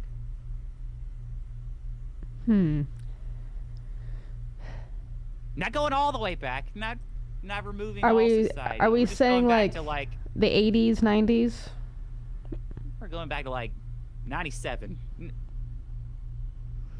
Maybe not even that far back. Let's maybe go back. That's even too far back. We're going back to year 2, right before 9/11. 9/11 has not happened. Is that ethical? I mean, I guess that depends.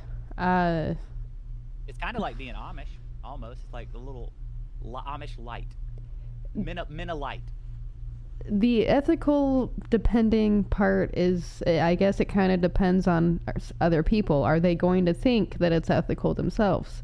There were a lot of questionable everybody things. Could be there voluntarily. Well, then, if they're there voluntarily. But the kids are no longer. They're not voluntarily. At that point, when you bring a new generation and they still think it's the year 2000, and What's the crime rate look like? Real low. And everyone's able to eat and have a roof, so to speak, in this village? Yeah. All right. I feel like it, on a lot of levels, I would lean toward ethical. How many generations until it becomes unethical? That could vary. I feel like, I want to say it would take a while, but it really depends on external forces, I feel like. I feel like if 1 or 2 things were to go horribly wrong, like someone from the modern era, a time traveler, were to like appear, it might disrupt the system. I mean, the Amish do kind of send their kids out before they become like an adult or something like that to like experience the modern world, to like decide if they want to stay Amish or something like that, right? Are we talking like that's not happening in this village? Maybe we add that in. That's interesting. That's a fun thing. Because I do like that the Amish do that. Like, that allows the choice of voluntary. Like, you grew up in one way, but then you're told that there are other ways. It's like, that gives the newer generations the ability to voluntarily decide what they think would be best for them. Okay. I think where the Amish really nail it, though, is when they add that religion in. That really solidifies that their community. But oh boy, that's where it gets hairy. A few of them do seem happy about it. I mean, there are a lot of ex-Amish people on TikTok talking about what it was like living in the Amish communities, and not all of it sounds as great or as romanticized as we like putting it. Right. No, so let's do it like the Amish, but better. Yeah, that's what I say. What I mean by that's where it gets a little hairy when you add in the religion to it, because then you start to have people that cannot be held accountable. I kind of like the idea of how the Rainbow Gathering, tying back into that, has the accumulation of different philosophies and beliefs, and it's all of that in one area. I feel like we should. As someone who studied theology and religion and stuff, I don't think we should just be studying and teaching one religion or philosophical practice. I think as we're like growing up and stuff, we should be exposed to all of it, in the good parts, at least, to the parts that have the values and the morals, like the loving other people and community and stuff.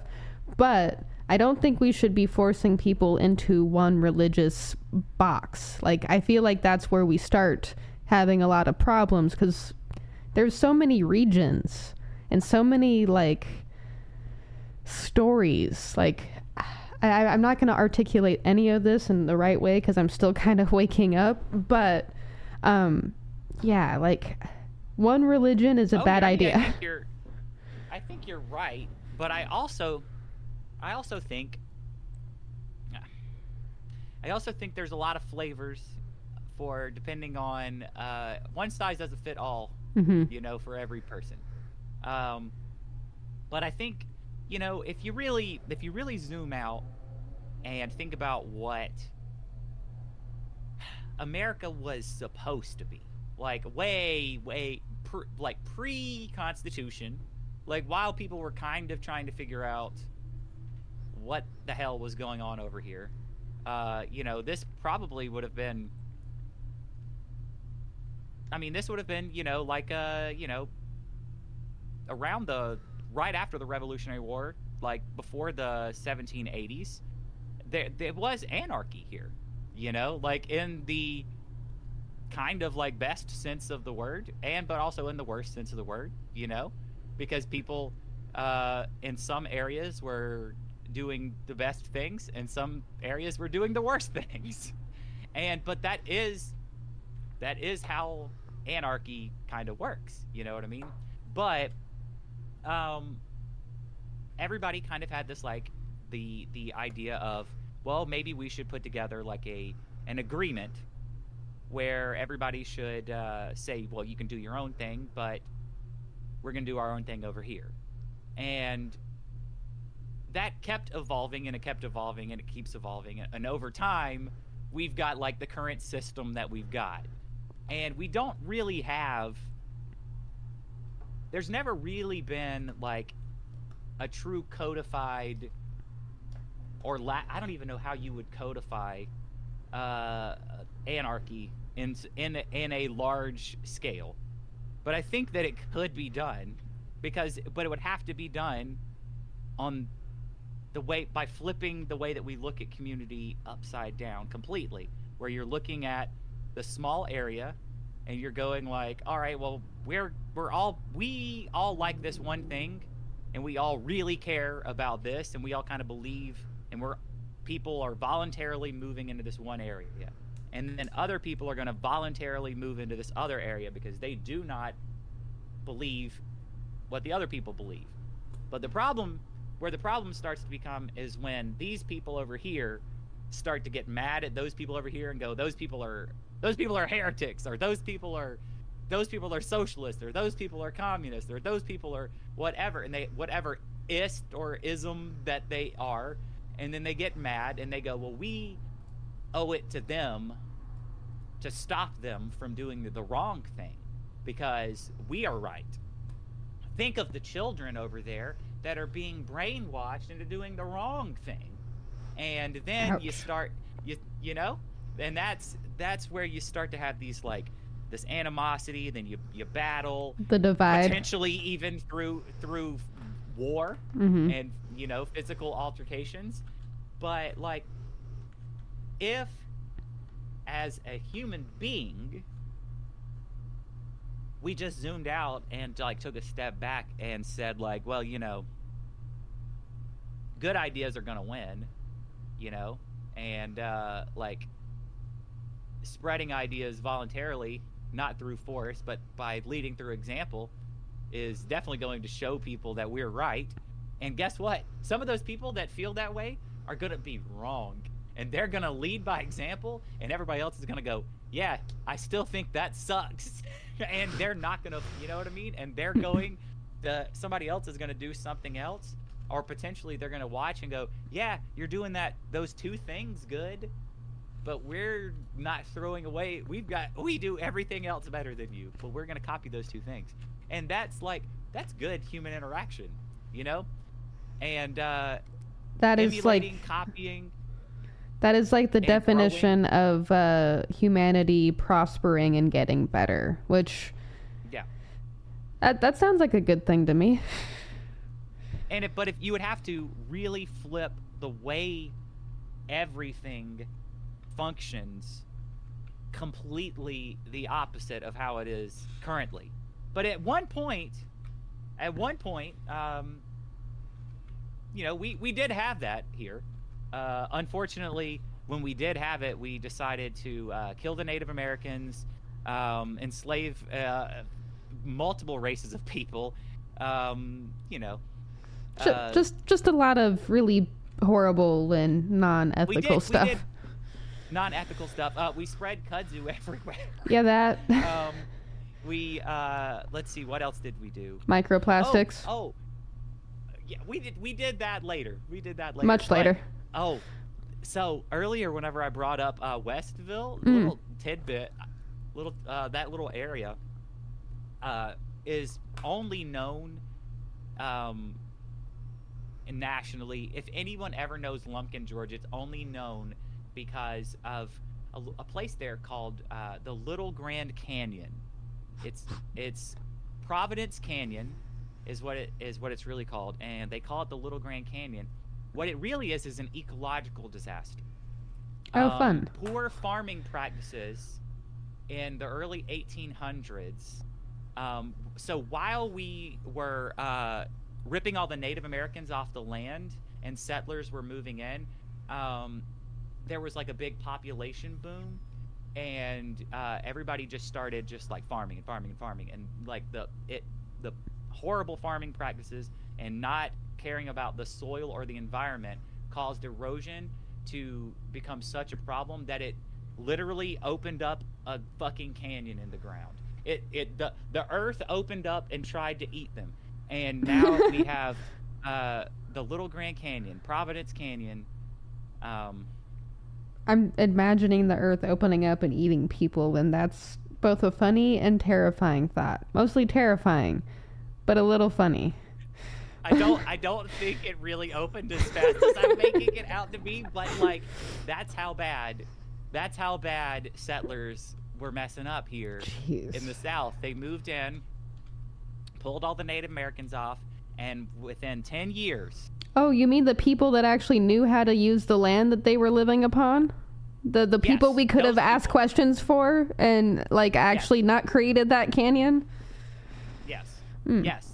Those people, we ripped them off of the land, and then within a decade our farming practices were so bad that it opened up a canyon. And coincidentally, this erosion problem didn't go away. And can you guess what they planted to try and fix the erosion? Oh no, was it kudzu? Oh yeah, absolutely it was. And when it's all just so we're very smart creatures. Is that a green canyon then? It's the Little Green Canyon. Green Canyon. So we have a brown one, or tan, some kind of desert color. It actually is majestic, quite frankly, to go to see this canyon and to really think that at one point there was at full disclosure, I did a little bit of research into it. At one point there is a deed that discusses a very small kind of like ravine canyon in somebody's deed from when settlers were first moving into the area, but it is in no way a canyon. Like it is like a little small, so it's basically like all of the farmland just decided no and just fell into it and went away. Yeah, all the stolen land. And this is a lesson, but it is a really cool place to go look at. This is a lesson for future generations who listen to this podcast, or anyone. If someone is there before you, ask them about the land or whatever it is. They might have answers that will keep you from perishing. Ask questions. Asking questions is a great thing. We should do more of that. Are you speaking of just like getting rid of something that or doing something without asking, beavers. Beavers. Are you familiar with how much damage we've done to the environment of the United States by removing the beavers? I feel like I've read. This is a fun rabbit hole to jump down, and you should absolutely do that after the show. But in settlers, as we started settling, beavers they can pop up a dam like relatively quickly, and they dam up and change the flow of water. Could do it in a matter of days.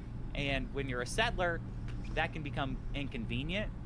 So it became like they classified, and I think beavers are still classified as pest.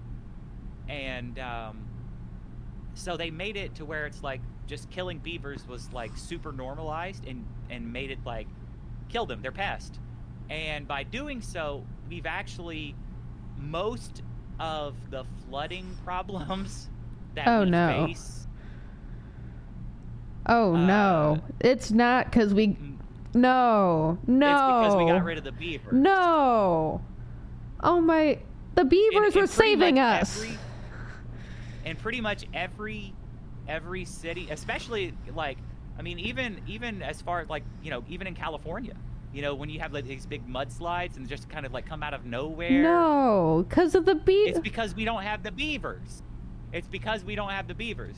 And like, so there have been these like efforts where we've been like reintroducing beavers to areas where like we've just had like bad stuff constantly happening.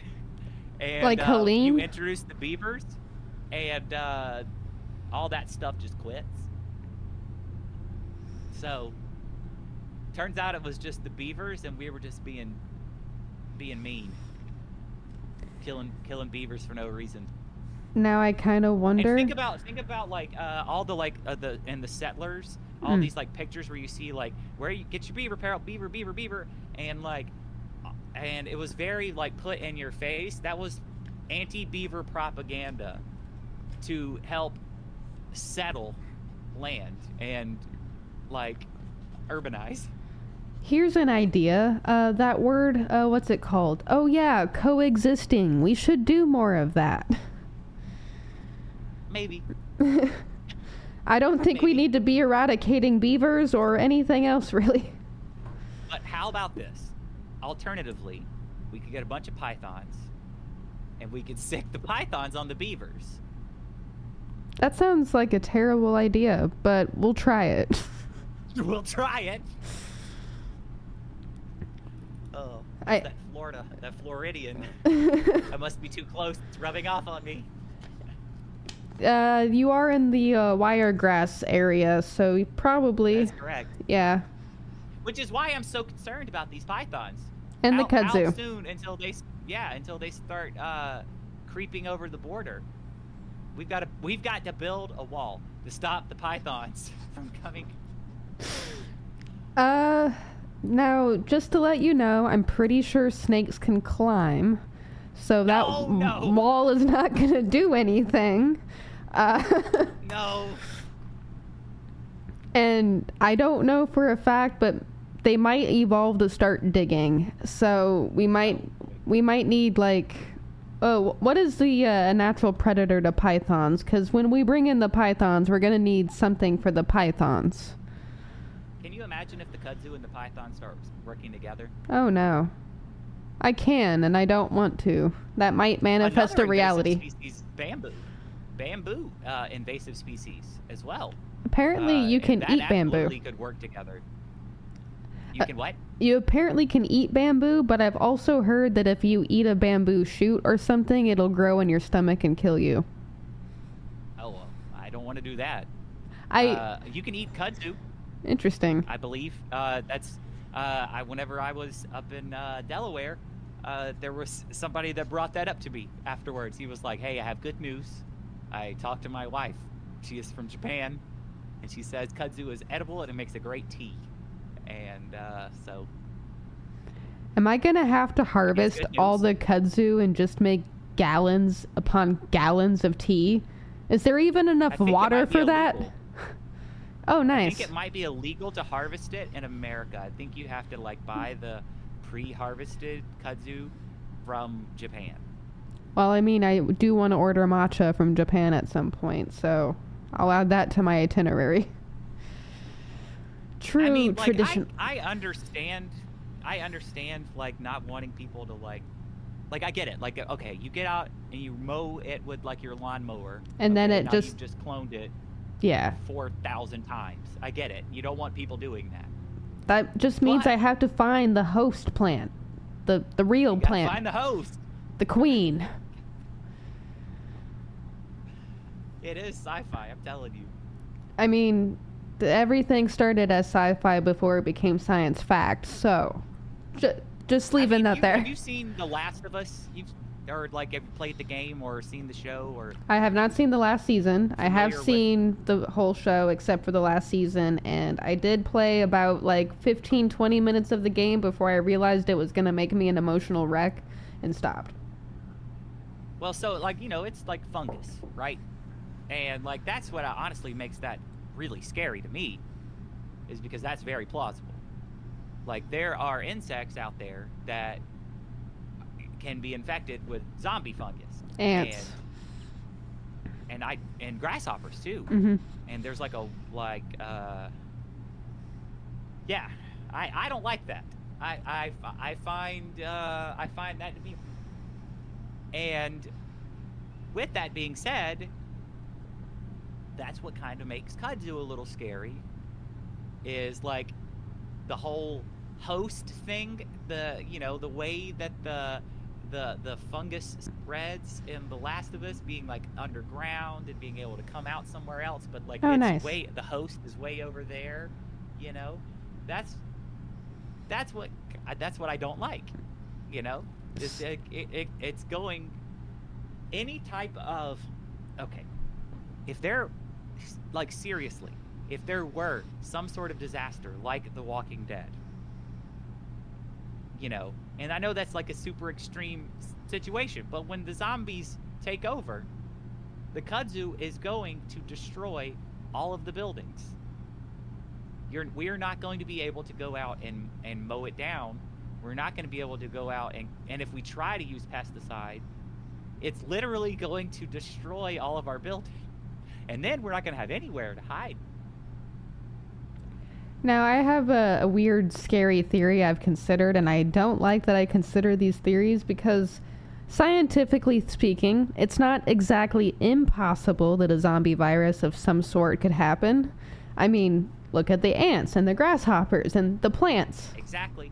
So, what I need to know is there some conspiracy happening where hundreds of years ago the kudzu was planted and then brought over and then decided to spread? Are they trying to create a zombie apocalypse in like the next 10 to 15, 20, 30 or 40, 100 years? Like, are we going to see that? I mean, it's quite possible. Is Hollywood trying to manufacture a real life apocalypse? Listen, I'm from the reality where zombies are real. And I've seen what goes on. Of course, I'm from the reality where we have Vermin Supreme and his brilliant leadership.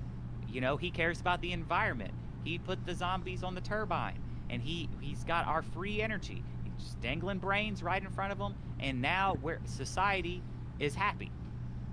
But I can't speak for every other reality, and I can't speak for what type of destruction the zombies will bring to the people of these lesser realities.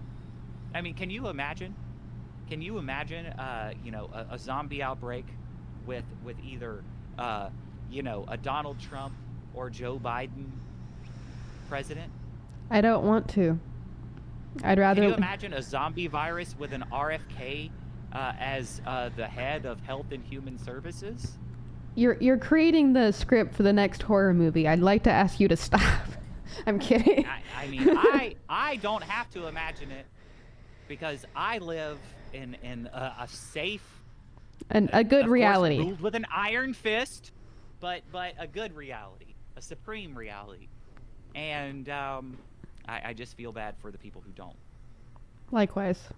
But potentially in that reality, could there have been a conspiracy? It's possible. I mean, when you look at these events, I mean, there's a lot of people out there that discuss time travel with Nikola Tesla, and discuss these World's Fairs events as places where experiments that we don't understand and have been covered up for a century. People discuss these events and happenings, and Kudzu just happened to be there. So, and that was when it was introduced. So possibly. I can't say for sure. I do not have access to the time machine. I have access to the time machine, but I don't have full access. I don't have full clearance. I can maybe go back. We'll see. I have like very limited clearance to all of that. I 1 foot in, 1 foot out. Like the foot that's in is kind of ghostly, and the foot that's out is also kind of ghostly. I'm leaving behind ectoplasm everywhere. All right. Yes, sir. Yeah, as you should. But I am afraid for the other realities, because The Happening by M. Night Shyamalan told me that the plants can kill us, and the plants can make us kill us. So the plants can speak. They do speak. Like, that's the scientific fact. And there's actually I am scared of what some of them might be saying. There's actually some studies I've read where scientists have been able to get sound frequencies from plants. They are talking in a way to each other, not like maybe not quite like you and I right now, but they do talk. And apparently, there's a tree. Oh, go ahead. Oh, go ahead. Yeah, Yep, go ahead. Apparently, when like plants, like when you cut or mow grass and suddenly a lot of bugs appear, the plants technically do feel pain. That smell of cut grass, that is the plant basically saying, "Hey, I'm hurt, and then all the bugs come to it, and science is strange. I don't know if I like everything that I know. Screaming. Yeah, it's screaming. It's screaming. There is a tree that has a specific scent that it gives off to communicate with the trees around it. That when an insect bites its leaf, that tree then communicates to the other trees, and all of those trees then become unappetizing to that insect. It produces a chemical in the other trees. It like pumps it through the tree's systems, and it changes the taste of its leaves. So not the tree that is already being eaten. That tree already knows that it's already eaten me, and there's nothing I can do. But it helps out its buddies. That's interesting. Yeah. There is a tree, I think, in Florida that apparently can walk across land. Not like long distances. The Everglades. But they can walk. And it's... What happens if they evolve and can just walk like giant creatures? Like, boom, boom, boom. Like Goliath? Is that the right word? Yeah, I mean, the Everglades... It's filled with a lot of just like horrors, quite frankly. The Everglades is basically like Australia. Never going to the Everglades. There was when they were trying to round up all of the Native Americans, the Seminole tribe retreated to the Everglades, and they were just like, well, we're leaving them alone. They'll just die in there, and they survived, and that's how they never were removed from Florida, is people couldn't remove them from the Everglades because the settlers could not survive, and it's very telling. I mean, it's very true. I mean, we still have a hard time. Like, people still die there all the time. Damn nature, you're scary. Yeah, I mean, when you drive through Florida and even kind of pass by, you like look at it and go, boy, it is wild over there. That is definitely nature. The most nature I get access to in the desert and in the city is I have this wash that I can see outside my apartment window, and every morning when I'm like drinking my coffee, contemplating how I'm gonna I don't know, rule my day or rue it. I sometimes see coyotes. There's like 5 or 6 coyotes just in this wash, and like 9 or 10 javelina. Sometimes I'll see like really big fat squirrels. I did not know squirrels could get that big, by the way. I'll see quail and like other types of birds, but like I'll see the coyotes hunting. And I kind of feel like early people, once upon a time, like not like settlers, but like hunters and gatherers and like other Native American tribes. What was that? First peoples. Yes. I kind of feel like we might have learned our hunting techniques by watching other animals hunt. The way that coyotes like just moved and stuff, I was kind of watching it. I'm like, wow, this looks like almost like methodical, like the intentional, like the way they hunt. I was impressed, even for like what I consider domesticated coyotes, because you know, they, between hunting and finding trash to eat, that they're almost domesticated. I mean, we definitely figured something out, you know, to be able to outcompete the other species of human that definitely were superior in other ways. You know, so we definitely figured something out. I don't know exactly what, but maybe that is it. Maybe that was, we learned how to copy. Maybe that was, we learned how to emulate. Emulate, copy, chameleon powers activate.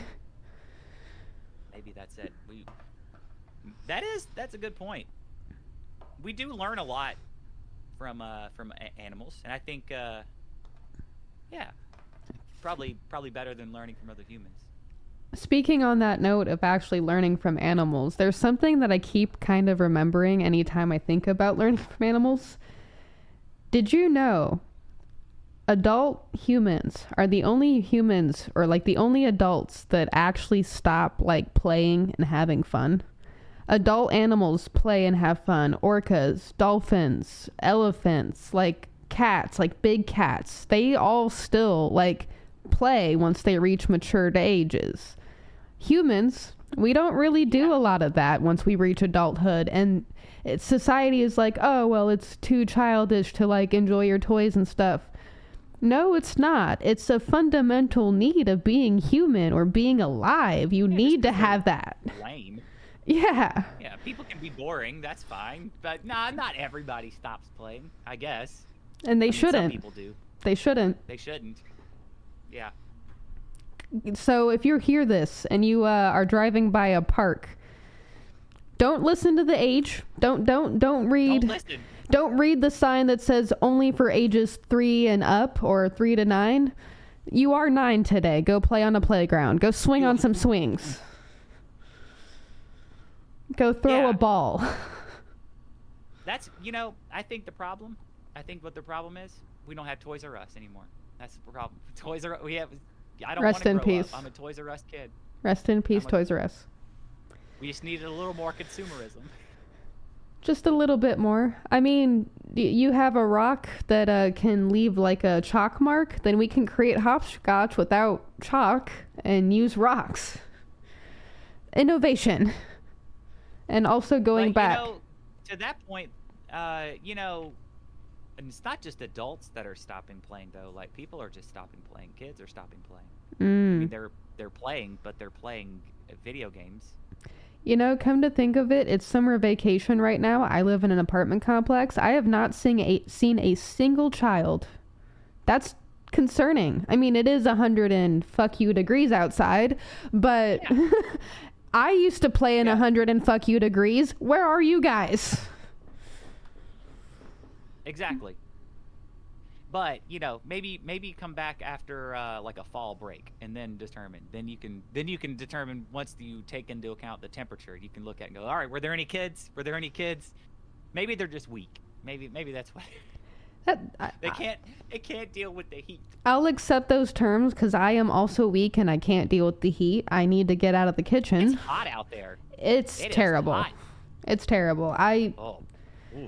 I feel bad for anyone who works outside in Arizona, or just like anywhere where it's a dry, really hot heat, because it's like the sun is baking you. Your normal body temperature is 98 something or 97 something, and you are standing outside for 8+ hours in like 100 and plus degree weather. Like, please go inside. What's the temperature at night, though? Well, let me look at the low really quickly here on this doomsday box device. Oh. Because I like desert night. It's different for me. So, like, as a southerner, it's very unique. In the city, it doesn't get as cold as it used to at night. I remember when I was younger, the city used to get like colder at night. Now it kind of caps at like 85, 90 at night.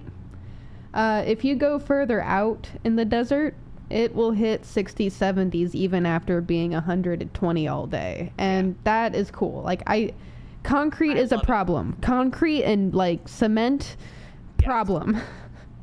It's 115 today. Well, we also make it black. Which is like the hottest color to make it possible.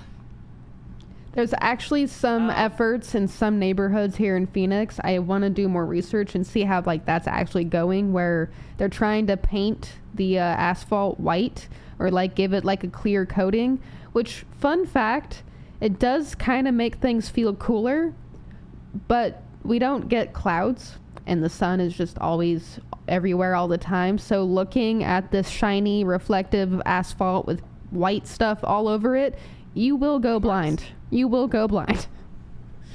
Yeah. So there's got to be another solution.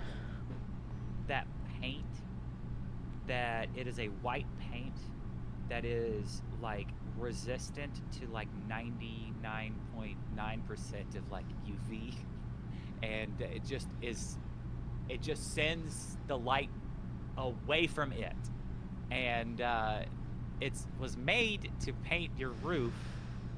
And, oh no. Supposedly, it can make your house like 16 degrees cooler. That sounds great, but when they painted my apartment buildings white, I'm literally looking at another building right now going blind. I wondered why they did that, because when the sun reflects off of a white building that's also reflecting off of another white building that's also reflecting off of other white buildings, you guys created a problem. Maybe that's probably why it was never rolled out, because if you would have rolled that out into like an entire city, it'd be like pilots just crashing. Ooh. Oh no. It repokes a hole in the ozone layer just by reflecting light out. And suddenly there's like no more oxygen and everyone's just dying because the ozone has melted away entirely. But hey, at least your house would be cooler. Yeah, by 16 degrees. So count your blessings. Quit complaining so much. Let's see. My house is cooler. That's one. That's one. I got a really cool view of outer space. Yep, that's two. Oh, but I'm about to die in 3 minutes, so that's a downside. Or a plus. Depends on who you ask. Maybe a plus. I feel like millennials are like when it comes to like reincarnation, it feels like a threat. Like you're like with a lot of them, it's like, what do you mean? I gotta keep living? I gotta come back here? I gotta come back to this planet with all this, with everything going on? What if we don't reincarnate here? What if it's another planet reincarnate to? Or another reality? What if I would hope. I hope so too. I feel like... Ugh. I feel like if you want to offer religion to like our age group, you've got to be like, hey, listen, when you die, you can be done. You can choose to be done.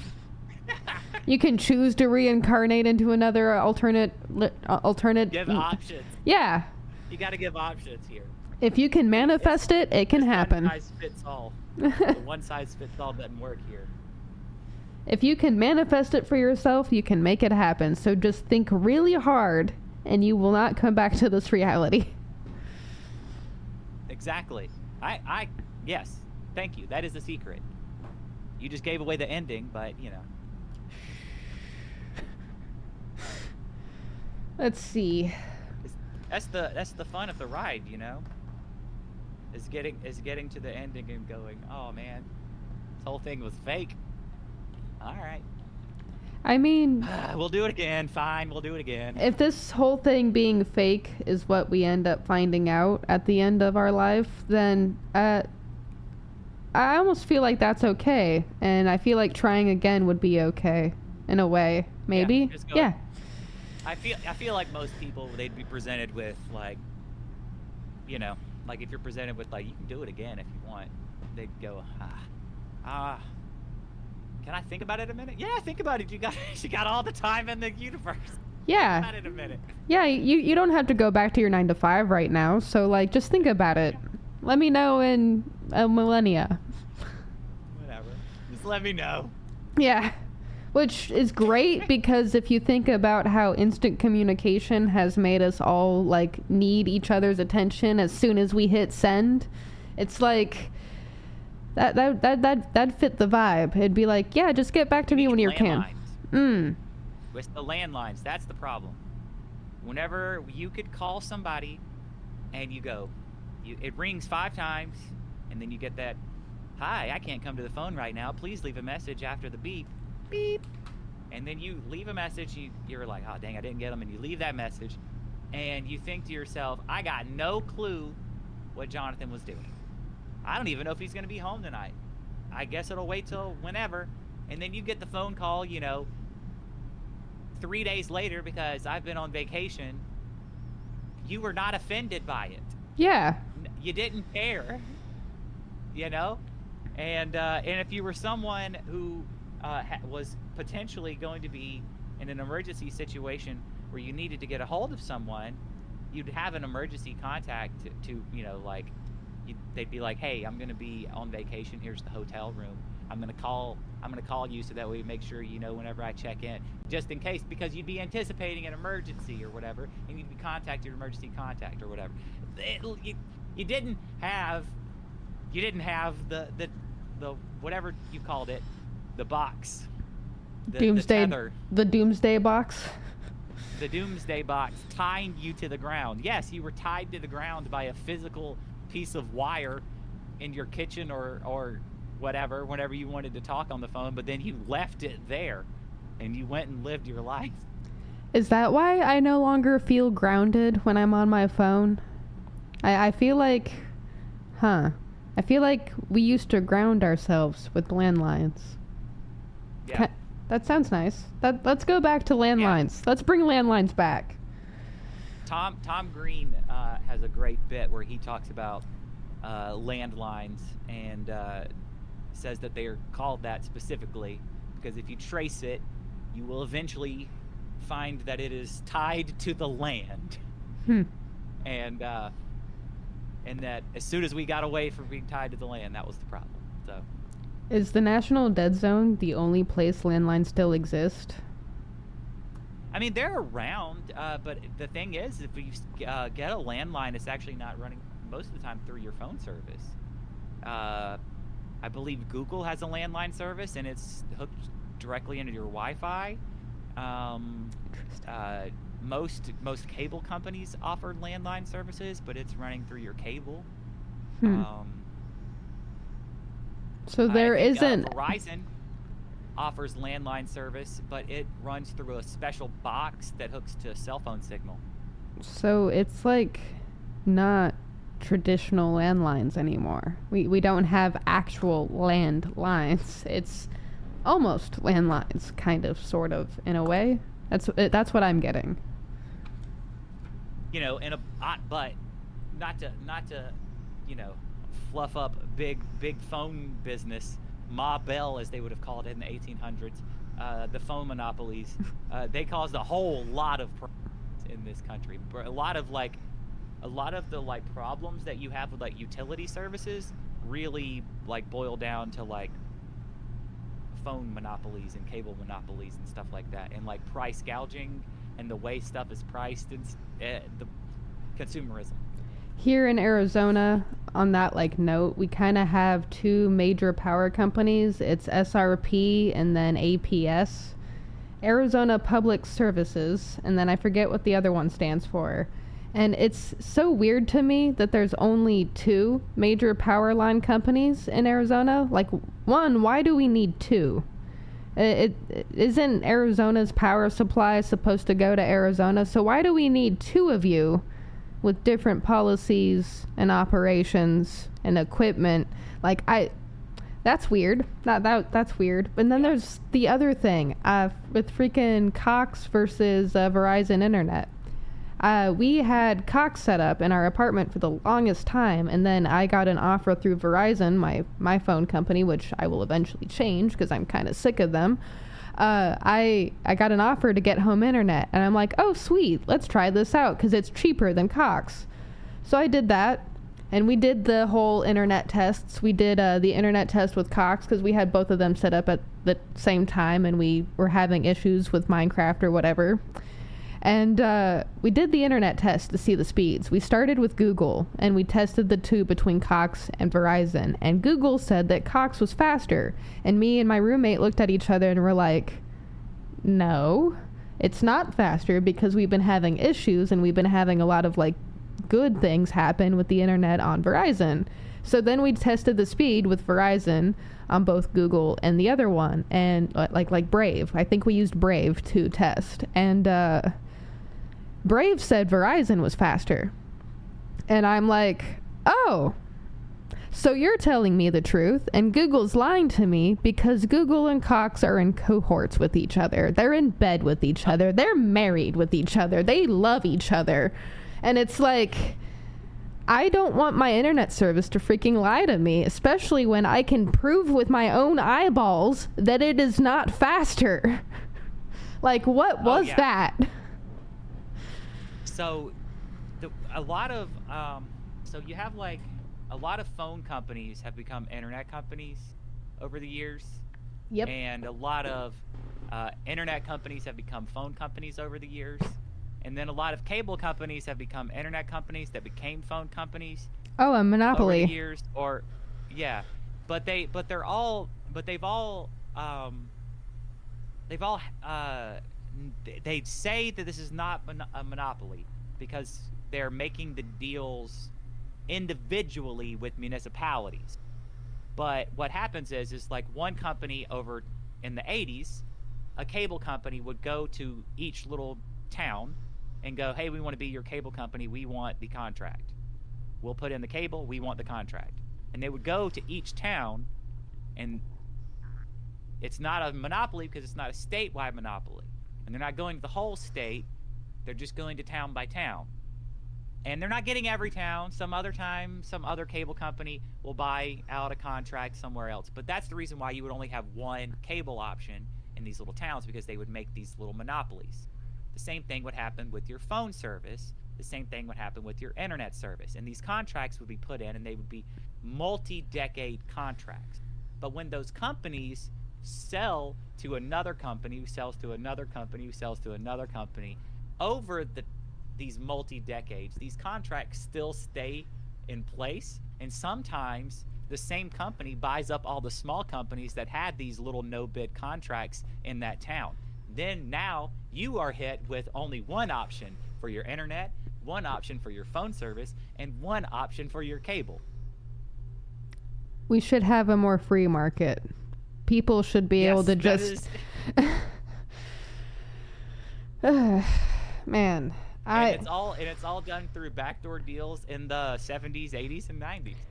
When each of those industries was like changing, that's when each of those like deals that still kind of like sit into place went into effect. I'm going to call that the grandfather effect, and I'm also going to label that more not quite necessarily a monopoly, but like a pyramid scheme. Like it's a few things. Close, It's like a pyramid scheme. It's like a monopolized pyramid scheme. Is there like a third umbrella term I could use to conjoin these? I don't even know. Government. Control. Control, yeah.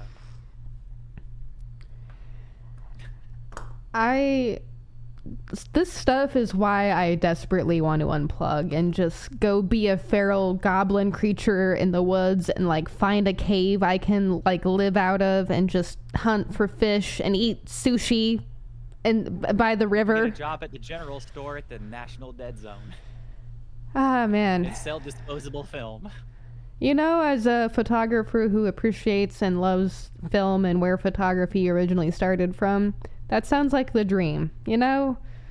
Honestly, wouldn't that be a great job to be a photographer and have like an old school, you know, dark room and all, like, and be in the National Dead Zone, and you take real photography, real photographs? I haven't talked about this for years because I just haven't really been in a space to, but one of my little dreams is when I do eventually get to have a house or a space that is mine and not rented and I can do whatever, I do want to create a dark room and see if I can somehow get what are now illegal, the chemicals needed to produce film photos.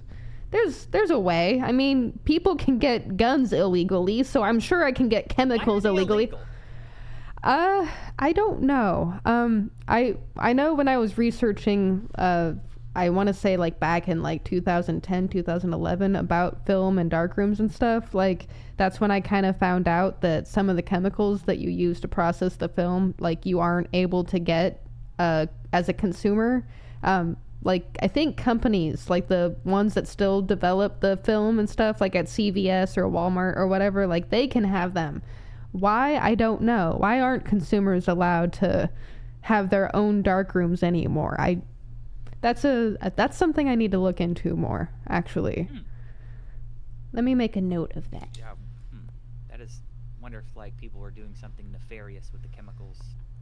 Probably making drugs or poisons. Probably making drugs. If we're honest here, it's America, and anything that was banned in the past like 50 years was probably for making drugs purposes. Which is funny because wasn't acid like at one point legal before it became illegal? Or like there was a test time. It was like a pharmaceutical test period where like quite a few notable people were like as part of like the clinical trials, I believe. Interesting. Yeah. I'm not. I feel like that that rings some bells, and that's another thing that I kind of need to keep in my mind to research because all of that was interesting, especially considering MDMA and psilocybin can be used medically for like people who have PTSD or other stuff like that. Like some of the stuff that's been illegalized that used to actually help people, it makes me wonder, why did you make things illegal that actually used to be beneficial? And do you actually want people to be able to help themselves, or do you want to create a problem in which you save us yourself? I think you know the answer. I do. But meanwhile, while they were making a lot of those things illegal, they were selling pharmaceutical grade meth to, housewives to go, hey, do you really hate cleaning? Does it really bum you out? Well, here's something to take the edge off. I promise you you will not mind at all.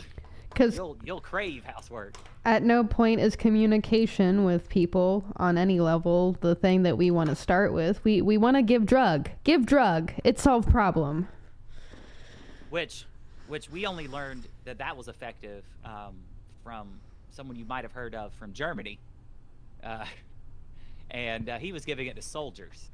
Yay. I mean, a lot of medical practices that we have today did unfortunately come from that time period. Yes, I have mixed feelings on it as well. Yes. Yeah, he was on it as well. That is true. Yeah. That would have influenced some of those decisions. Yeah. So but yeah, so meanwhile we're being like, here's get rid of these natural things, but let's do this. Let's do this instead. And that's like the other thing. It's like there's so many problems I have with all of this stuff. I don't even know where to begin or unravel any of it, because it's like it all almost comes down to one answer, but there's like so many answers. I'm not making sense probably, am I? No. I think you're right. I mean, but it is one answer with most things. Control, you know. Control, That's corruption.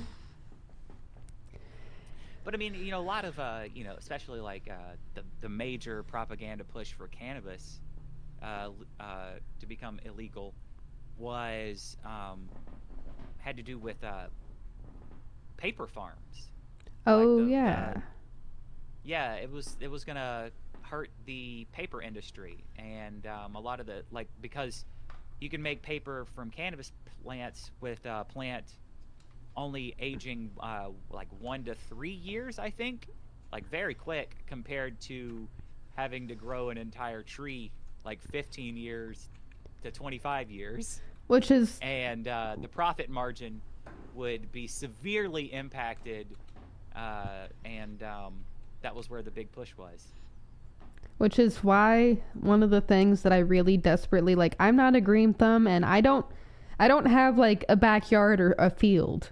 If any of you do, please learn how to grow and harvest and produce hemp. Hemp is such a vital resource that we could literally use for everything from clothing to uh, writing, like material, paper.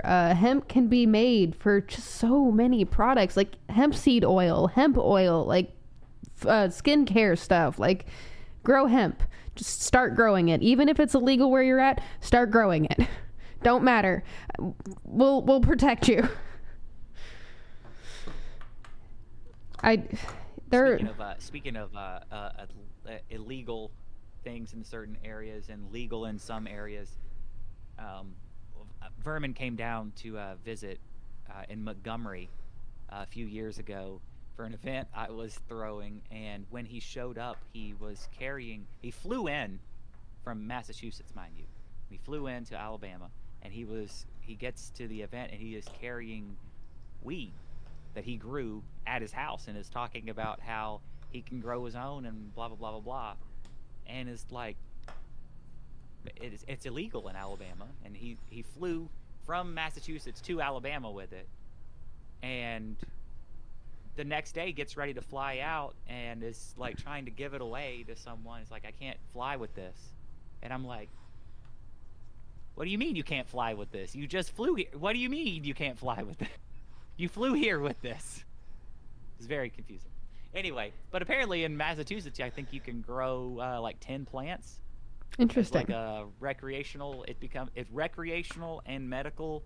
It's all classified, I guess, as the same thing, as long as it's like 10 plants I am or not below. up on where cannabis is legalized medically and recreationally, or even either or. Is it legalized where you're at? Oh, in Alabama, it is not legal even in the. In fact, so during the hemp bill recently, there was like, you could have like CBD products and things like that. Hmm. But until, and that was, I think that was the 2017 or 2018 Farm Bill where it had that provision. So up until this month, July 1st, you could have cannabis CBD products that were hemp derived, but you could not have like anything else. But now hemp derived products are illegal. They actually raided like stores that had hemp derived products before the ban even went into effect. I just love government control so much. I wake up smelling the coffee and just am so thankful. I hate that. I hate that so much because, like, you are literally taking away things that you've implemented that your citizens said they wanted, and you're taking it away. I think there's a few other states who just recently were trying to remove recreational and medical use of cannabis from their bills, and it's like, Yeah. why now? Why after you've had the infrastructure? Why after you've gotten dispensaries and people trying to open up cannabis-friendly businesses? Like, why now? What is wrong with you? Yeah. I mean, it's definitely a shift on a certain side, but it's or by a certain side, and it's to definitely assert control. It's really what it is. It's to reassert an agenda that nobody wants anymore. Oh, look what we can do. We have the power. You do not. Ha ha.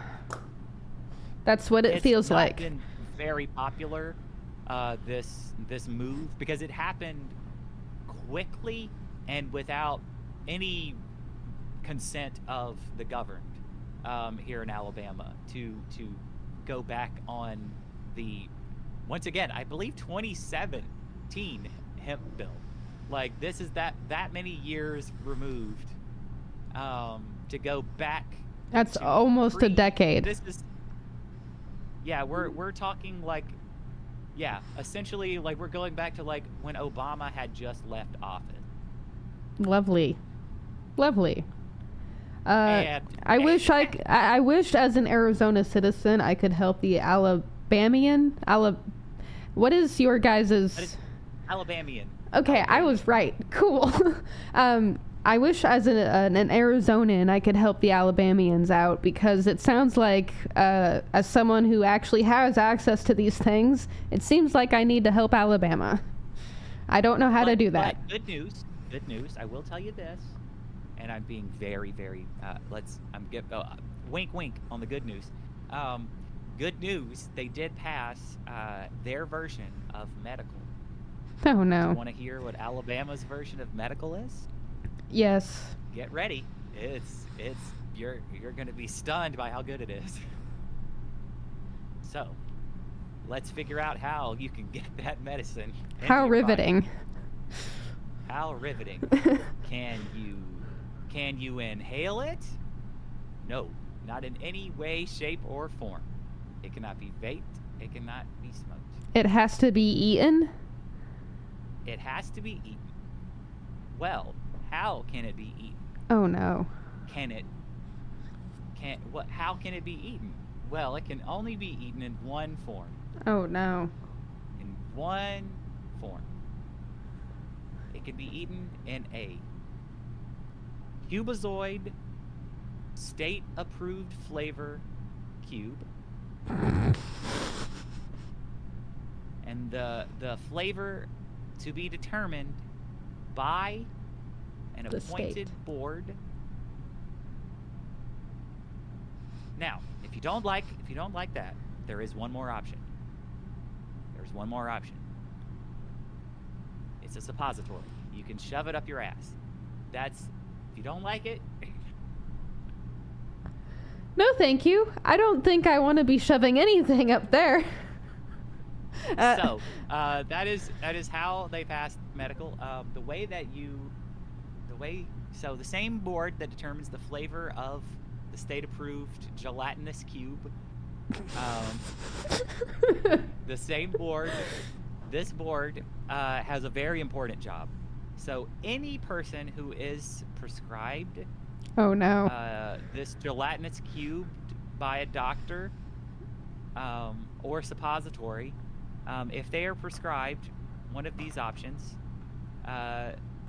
they then have to take their prescription to the state review board, made up of appointed, not doctors, just people on the political appointees, and have them review and figure out if this is a legitimate illness from a legitimate doctor, like not just like not determining whether or not he's got credentials or not, like figuring out he's a kook or not, like, you know, this guy's out here prescribing cannabis to people, he's probably a wackadoo, a drug dealer. Oh no. Yeah. So then they're going to review, I believe it's a relatively large panel. They're going to review your prescription and your case, and then determine whether or not you can shove it up your. That's nice. I just had this vision of, I have my prescription in my hand, and I'm walking up to the courtroom of board members, and I'm like, could you please approve my prescription for my pain? Please? Huh. Denied. Says here you're allergic to pineapple. Well, guess what flavor we've got? Pineapple. Denied. Denied. That's... How dystopian. How... Shall we talk about how right before this move to re-illegalize this move towards prohibition happened right after our wonderful Governor Meemaw Ivey decided to take all of the money allocated for COVID relief to build a bunch of giant new mega prisons. Oh, wow. That's nice. That's a brilliant use. They just got done with building those, and now they've made something that is literal hemp. I want to be clear here. Actual recreational or legal marijuana is completely illegal. Hemp-derived cannabis products that is a felony. Owning any of that is a felony. If you get caught with what is a felony, it is enforced as a misdemeanor. Like actual Schedule 1 cannabis, Delta 9 as they would call it, cannabis, the OG original, that is a misdemeanor if you're caught with that. But if you're caught with hemp-derived CBD products, it is now a felony. I need to understand in what world any of that makes sense. Well, they got to fill up those prisons. They built them. That's fair. That they can't do that with actual criminals who are like... Oh no!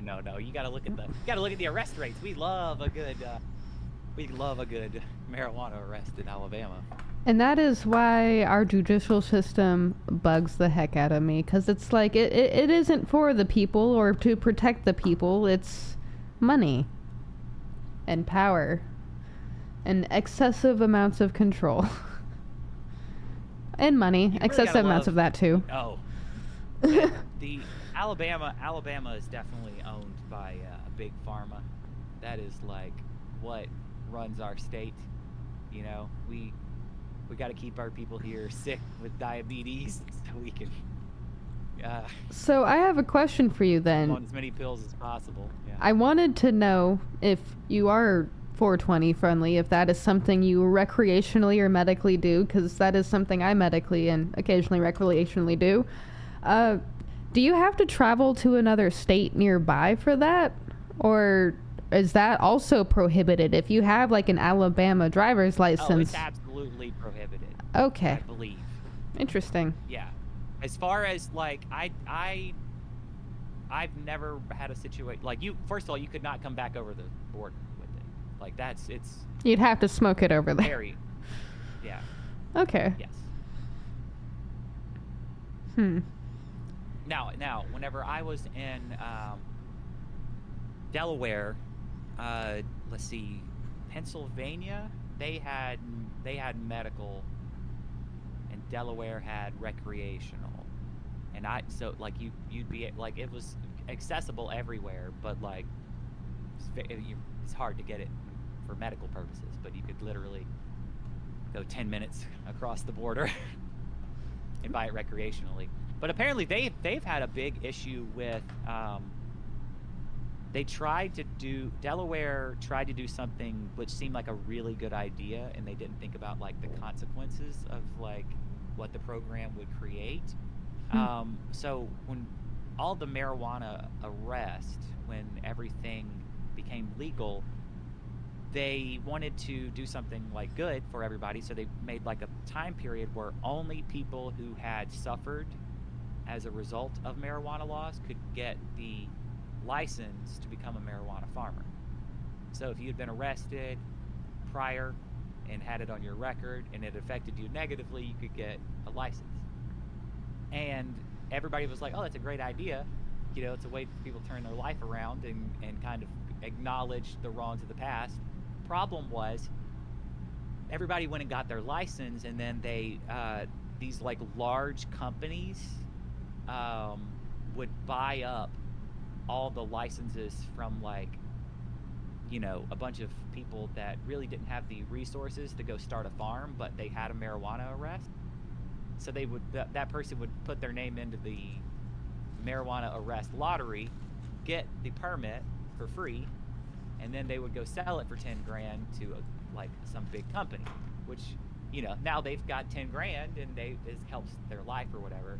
But like this large company that may or may not be like a cigarette company,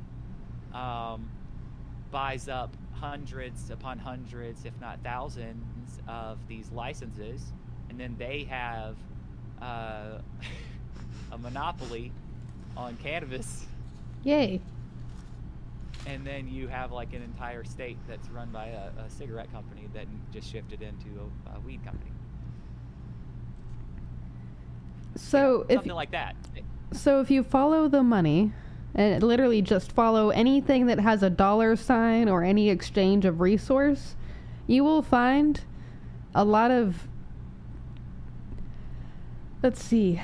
disheartening things. And that's one of the reasons why I will continuously and haphazardly reference how money is the root of all evil, and we should somehow figure out a way to care less about it and more about people.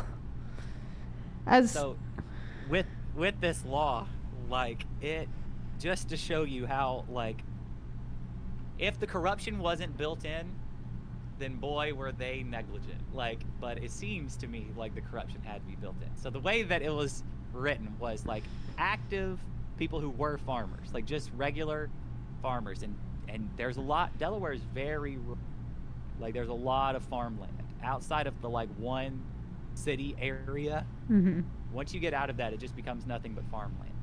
And if you were an active farmer, you weren't able to be like into the program as a farmer in the hemp bill or cannabis bill yet. There was like so many years you had to wait. But during that time, all of the people that were getting the license, like the way it was written was like you were only able to farm a certain amount. You were only able to farm a certain number of acres. Interesting. So everybody there was like this big show of it, like we're letting these people turn their lives around, and they all got handed their licenses, and they were told that they were allowed to grow a certain number of acres, and they were all people who had no resource to capitalize on anything they were being handed. And that small number of acres, when you compete with like everybody else, you really weren't even going to be able to do a whole lot with.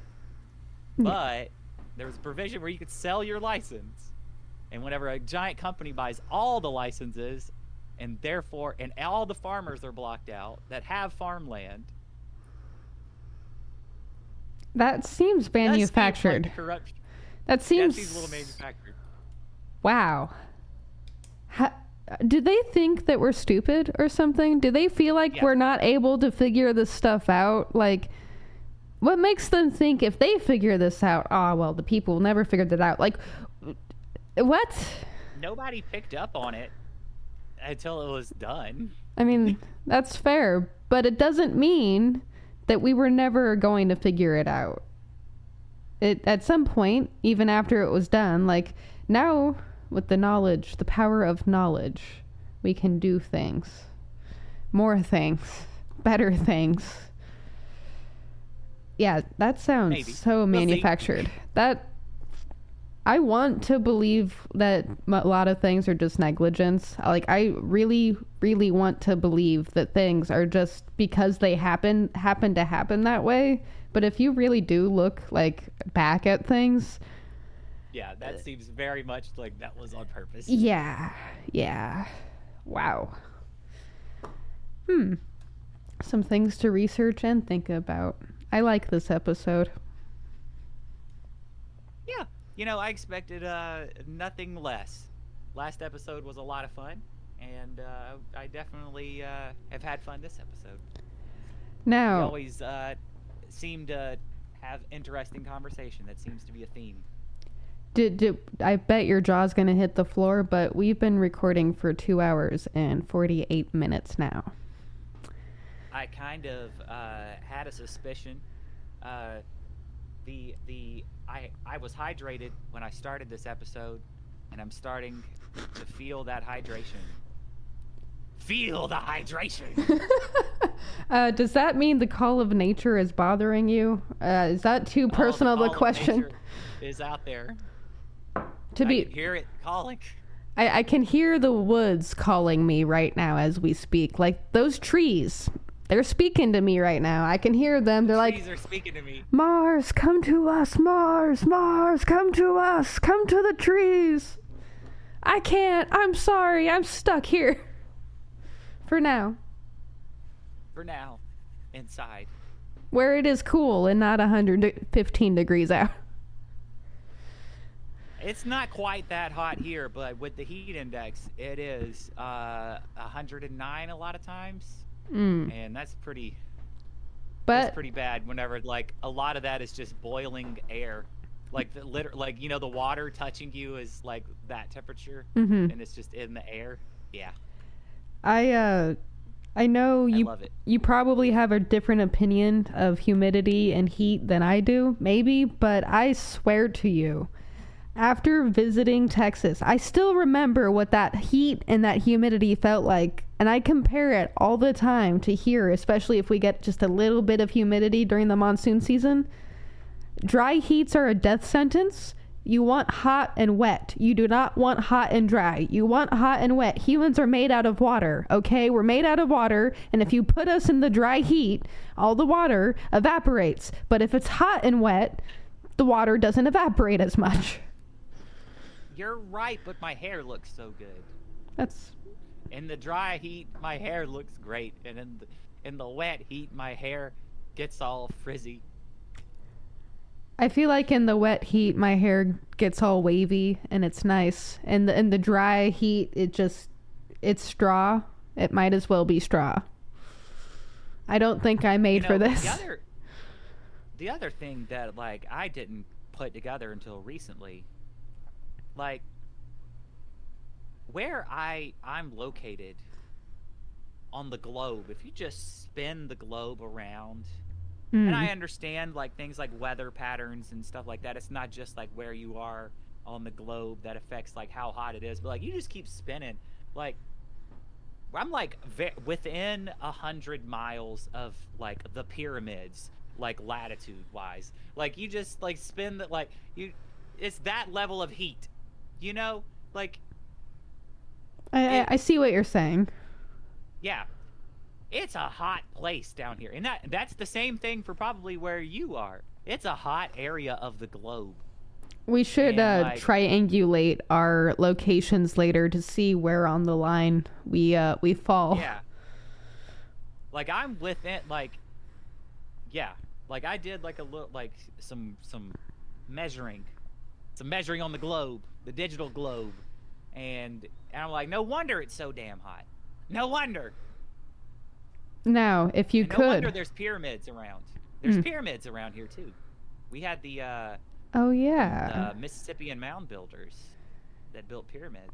There's a lot of... We demolished them because we thought that they were primitive... structures. Archaeological, no value. Some of them were demolished for really silly purposes. Like, one of them was demolished because, like, the farmer who owned the land was concerned that the state was going to take the rest of his land because he had a mound on part of his land, and he was afraid that they're going to turn his whole farm into a national park. So he demolished the mound in an effort to, like, not have the rest of his land become a national park. Really, really horrible. I kind of wonder if his family and generations of family are now cursed or something. I feel like if you destroy something like that, maybe some ancient magic is like, curse. There's a really big one not too far from here in Macon, Georgia. I cannot remember the name of it, but it is impressive. Like, when you take the path up backside of it and go up all the man-made steps that to make it to the very top, and you like look out in the distance, way above any of the trees or forest, and you can see everything for miles and miles and miles. It is awe-inspiring and very impressive. I've always wanted to try to find, like, I think even in Arizona, in certain parts of the desert, we have like really interesting structures. My roommate would know far more about like pyramids and stuff like that than I do. I know a little bit. Like my knowledge is amateurish compared to his, though. And pyramids, we have a lot more pyramids than people think, and we used to have more pyramids than people thought because of stories like what you just shared, where people just destroyed them for very silly or dumb reasons. It's a dumb reason, but at the same time, I could see the desperation. I could too. It really sucks. You know what I mean? But if you feel like it's a time period whenever like you have to farm to survive, and you feel like somebody's about to take all of that and go, well, here's $2,000. Good luck on your future endeavors. Like you make desperate choices sometimes. Desperate times call for desperate measures, and you get real dumb when you're desperate. Yes, that is true. And that's not necessarily a bad thing. Just, I hope we don't ever have to be desperate again. Let's not do it again. No more destroying, only building. Or creating. No more destruction, only creation. What do you know about the pyramids in Egypt? How much? They're interesting, but I'm not like an expert. I'm no, ancient Egyptologist.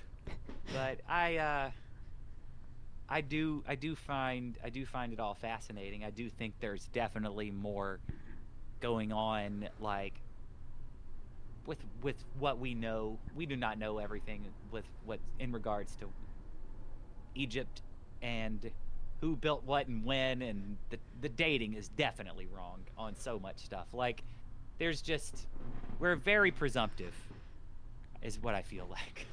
Indeed. I feel like we've been presumptive too. There was a couple of articles and like a few photos that came out recently that like changed how the world views like what's underneath the pyramids as the structures in Egypt.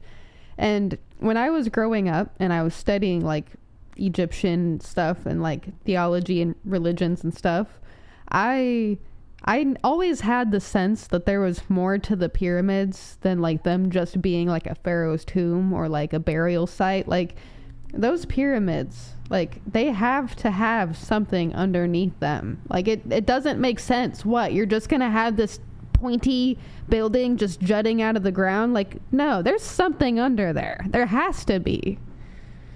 Well, but also the other thing that is kind of hard for anybody, I feel like, that's not like, I mean, I feel like it's, even if you are presented with the information, it's difficult to wrap your head around. Mm-hmm. Because we are so used to the pyramids being excavated. We are so used to being able to see the whole pyramid. Yeah. But for most of recorded history, the pyramids had already been covered up by sand. Like, the pyramids, for some parts of history, were considered to be like mythological. Because like some of the ones that we know about now were considered to be like just gone because they were just under the sand. That's why the top of the pyramid is different, mm-hmm. And that is wild to think about, like that so much of history could be buried. History, yeah, and time periods where we look back on and we're in our heads, we're going, oh, of course it's the Middle East, of course they're in Egypt, of course the pyramids are there and the backdrop and the Sphinx is there and the blah blah blah blah blah. But like in our head we're painting this romanticized version that's completely wrong pyramids were like during so much of like our history were just up under some sand, and we didn't even know. We had no clue what was up under there. We just had some legends about like, well, there used to be some pyramids here. I don't know if you're familiar with Avatar: The Last Airbender, but I have seen that whole series and have read a lot of the comics cover to cover, back to back numerous times.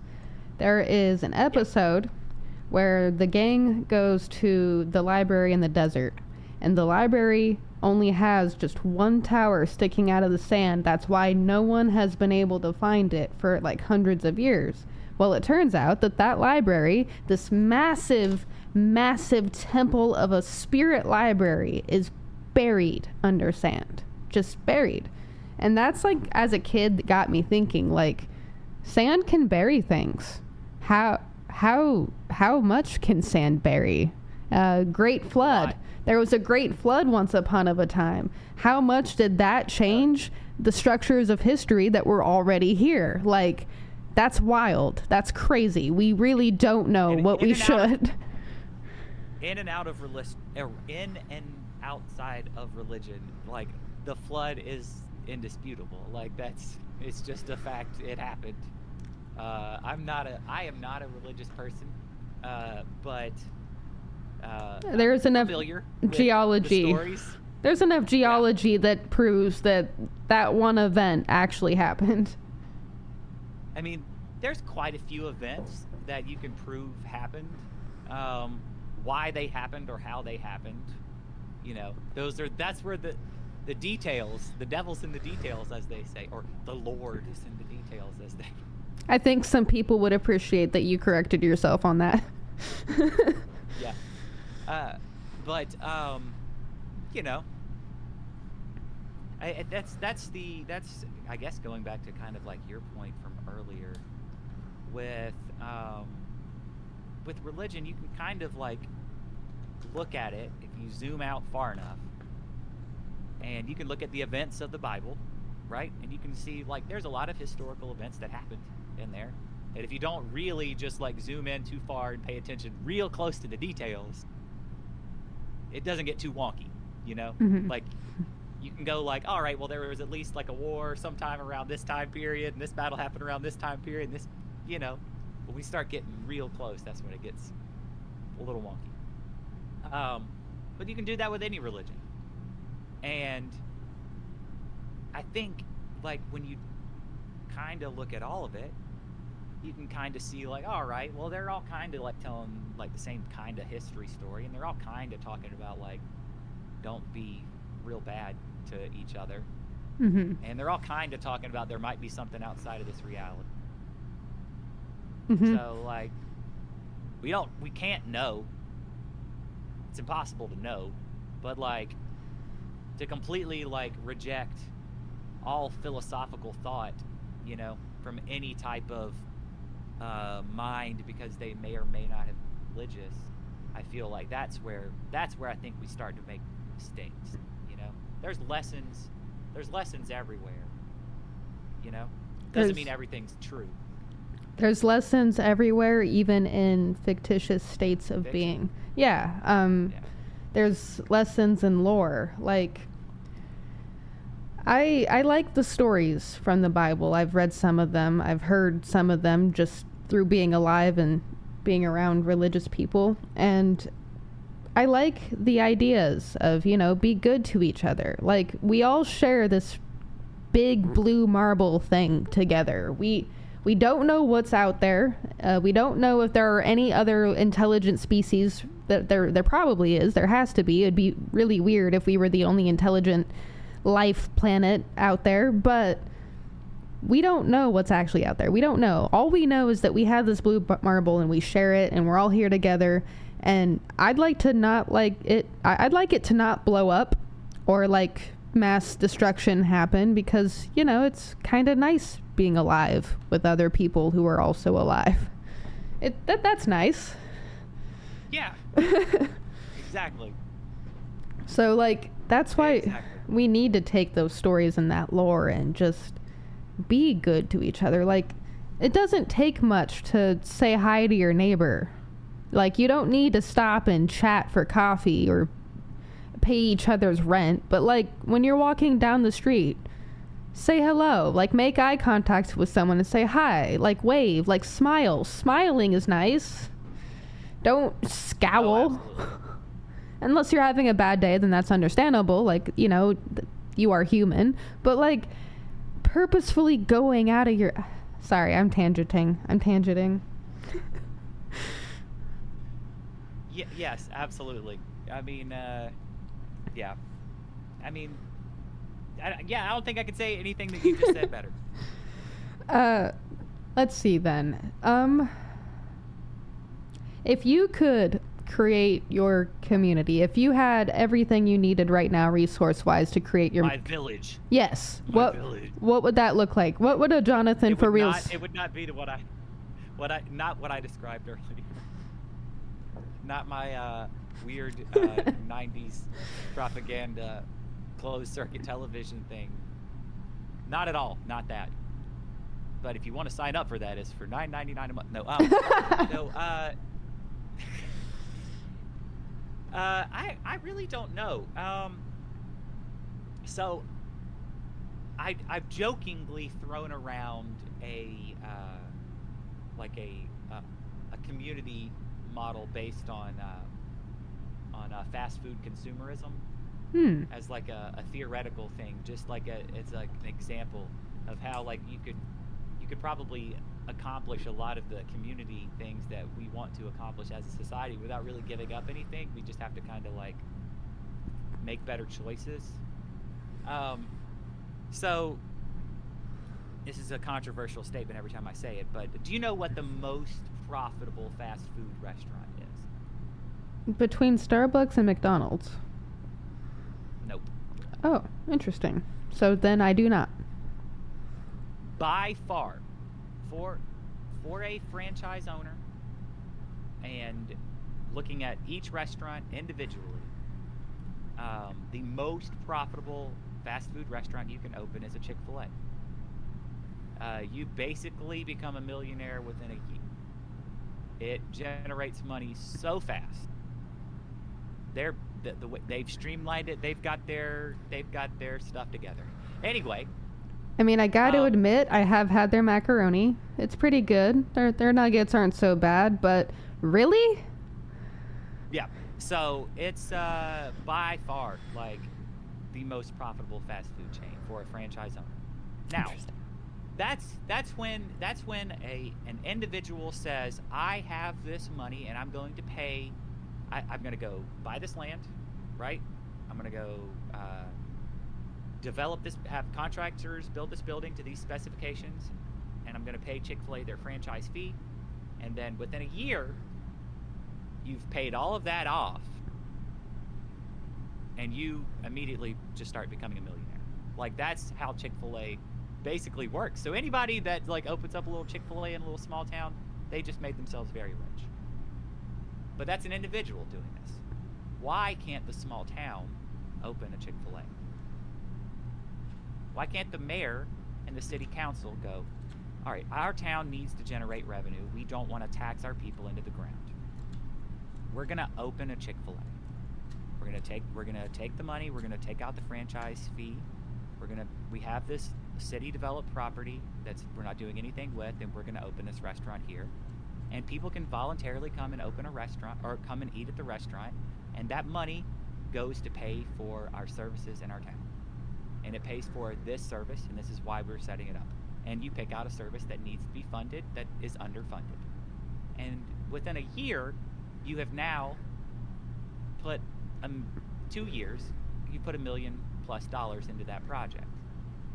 And over time, you're going to be able to look at another project that needs to be funded and go, all right, well, what else do we need to do in our town? What other kind of business could we move here? You're not asking some rich guy to come in and create jobs.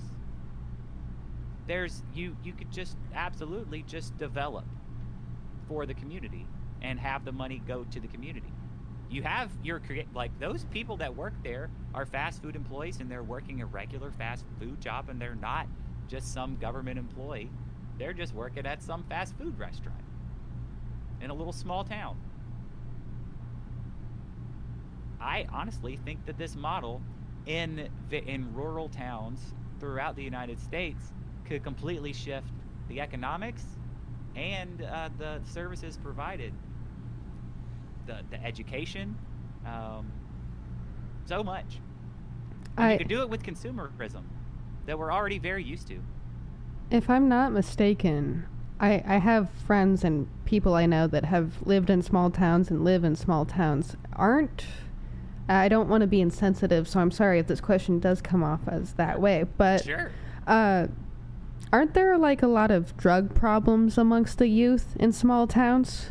And wouldn't Yeah, you got something nothing to do. wouldn't something like this, like a job, a hangout spot, something cool, like be like a good solution to like getting kids off the streets and drugs out of Yeah, people's hands? literally.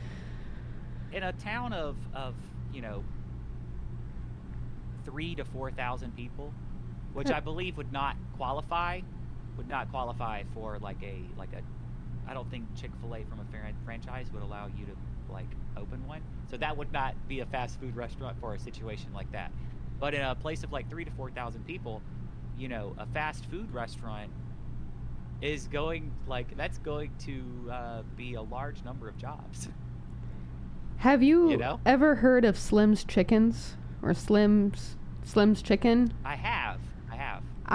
They recently started coming to Arizona, Phoenix, and me and my best friend tried them a couple months ago, and I am obsessed with them. Their food and quality is amazing. Like, it far surpasses Dave's Hot Chicken. It far surpasses Twist. It far surpasses like even Chick-fil-A or any chicken place. It surpasses them food-wise. Like, I'm a foodie. I do have friends who will tell you I do know my shit when it comes to food. All right, taste matters to me, and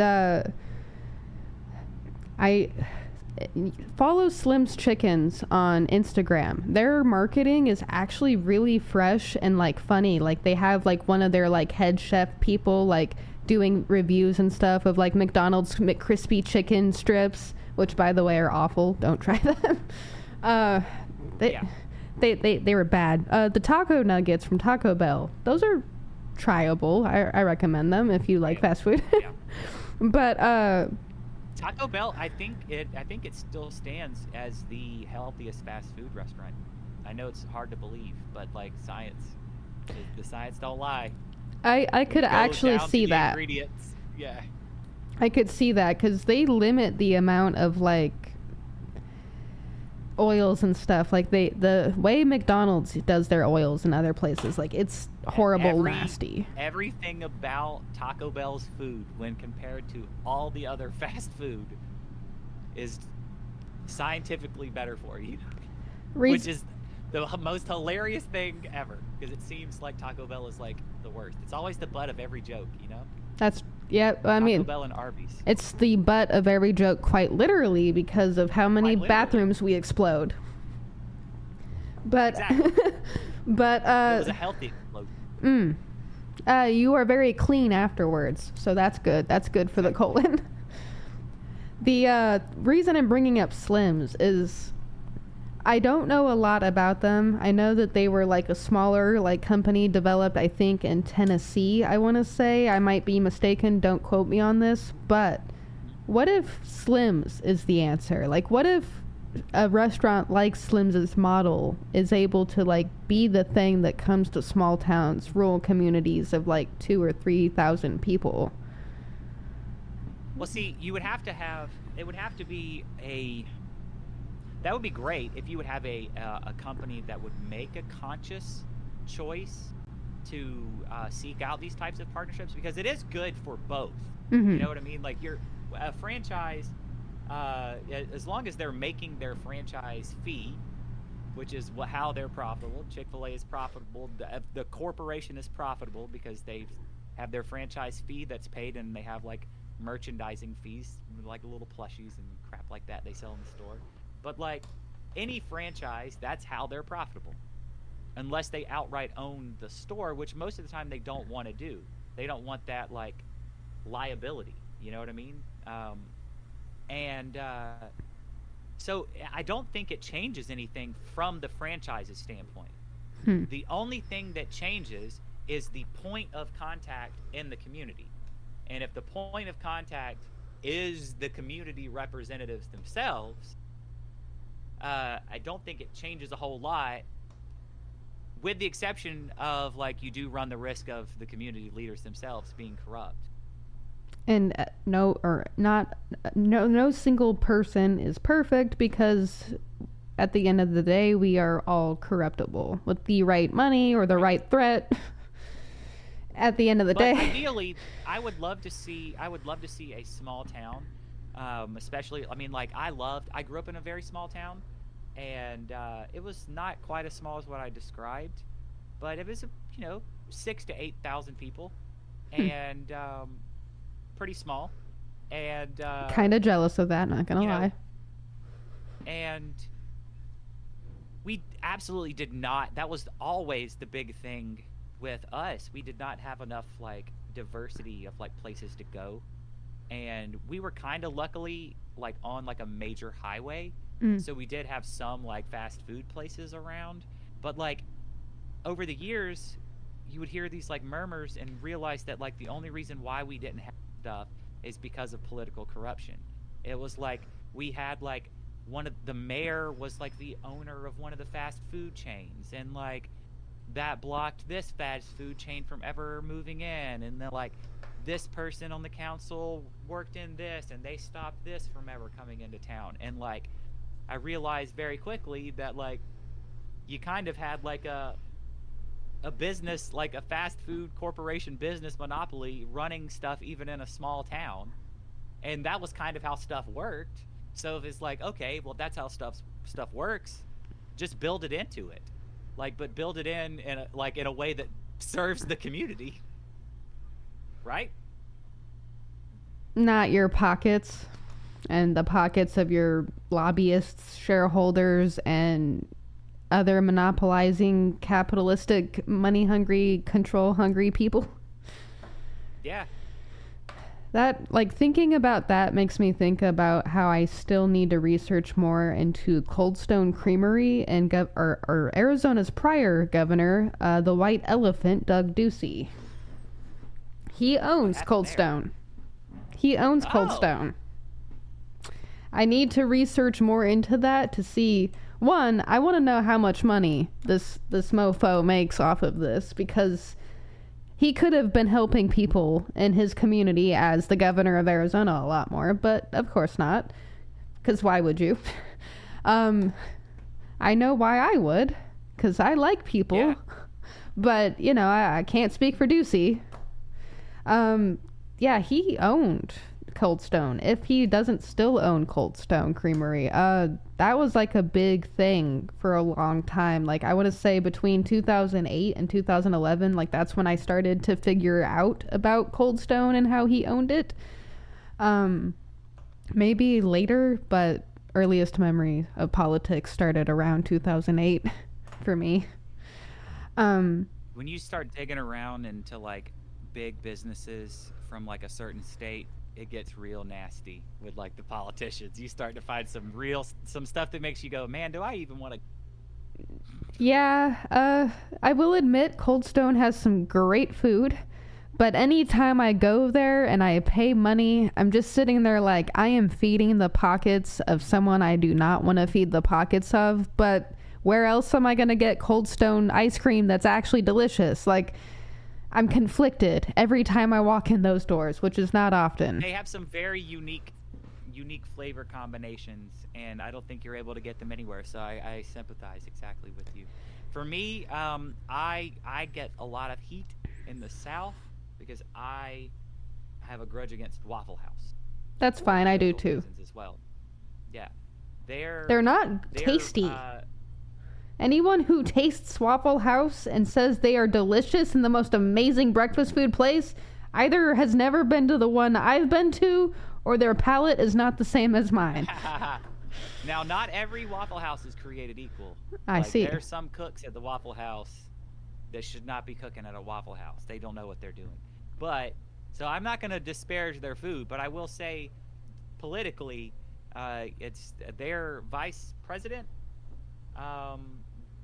think he's currently still the sitting vice president of the company, was responsible for gerrymandering the entire state of Georgia whenever he was in office most recently. He was a state rep. And that's why you see so many like photo ops between like Georgia politicians, like Georgia establishment politicians and Waffle House people and Waffle House representatives, is because they're part of the political establishment of the state of Georgia. Shame on you, Waffle House. You eat at Waffle House, you're funding corruption in Georgia. Well, good news. I have only eaten at Waffle House like once. It was such a memorable experience, and not in a good way, that I will not be eating at a Waffle House again. Pending. This guy's name. I gotta say his name. I gotta call his name out, just because he's got such a weird name, and I don't want to not give him credit for his corruption. Please look it up. Yeah, I'm looking it up.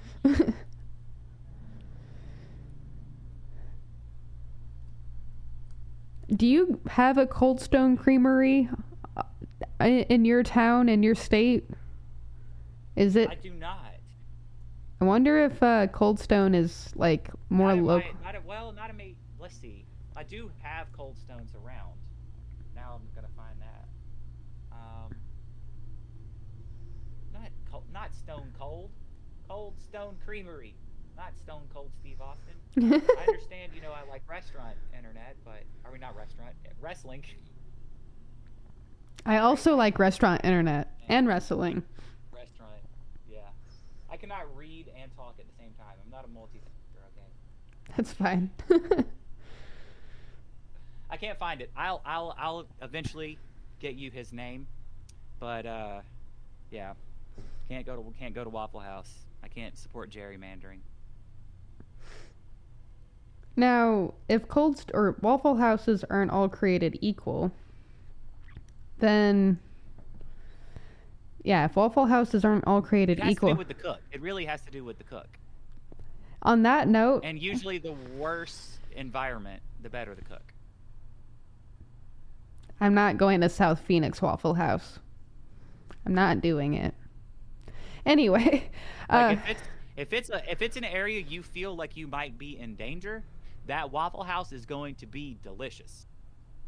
That Waffle House will be like, you'll go in there and like, if somebody tries to start anything, the cook will fight them while still making your food, and it will be better than any Waffle House food you've ever had in a good neighborhood. Dinner and a show. Interesting. Yeah, you get dinner and a show. It's kind of like hibachi. Kind of like going to like, yeah.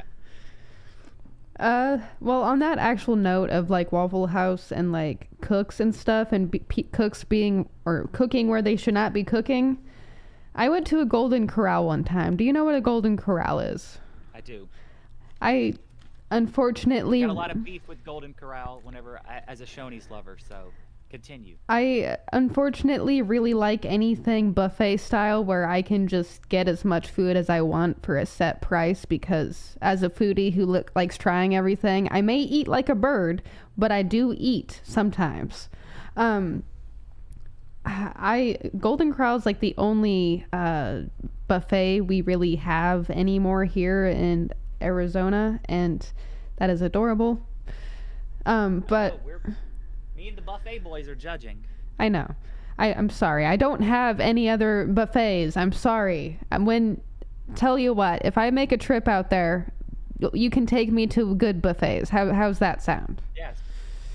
There's plenty of Shoney's out and about, but I don't know if there's any near you. I think Texas is about as west as they used to be, and they closed down recently. And one of my friends brought me all of the signs that he could convince the manager to give him. There's Shoney's signs. There's, good memorabilia. There was a French cook in this one Golden Corral I went to, a renowned French cook. Okay, and I looked at the wait staff, the server, and I said, "What do you mean he's working at a Golden Corral? Like, he should be at like Bacchanal Cafe or Buffet in Las Vegas or." some other more prestigious place than this? What do you mean? He's at a Golden Corral. This is delicious. And she shrugged and she was like, it's just what he wants to do. And I'm like, well, I'm glad I got this experience, but you deserve more, man. You deserve more. So if the French guy from Golden... The best part of Vegas, though, is the buffets. Yes. I specifically sought out the most expensive one the first and only time I went, because I was like, if I'm going to Vegas this one time, I don't know when I'm going again. I'm going to the most expensive buffet, which is at the Caesar's Palace. Which one was it? Bacchanal, at the Caesar's Palace. I had quail. I had so many things I can't remember the names of, but every single item was delicious. All of the desserts... Like, I could draw pictures, maybe, of the desserts, but to, like, name them, like, it was... If you want a good buffet experience and Bacchanal is still around, go there. Go there when you go to Vegas. Let's see, the buffet at Excalibur's pretty good. Ooh. The buffet at the Luxor is pretty good. But, and this is going to sound shady, and it probably has gotten significantly shadier. Since then, because it seemed shady when I went to it in 2012. So and I hear it keeps getting worse, and I didn't go the last 2 times I've gone to Vegas because it just keeps being like, I don't know about it.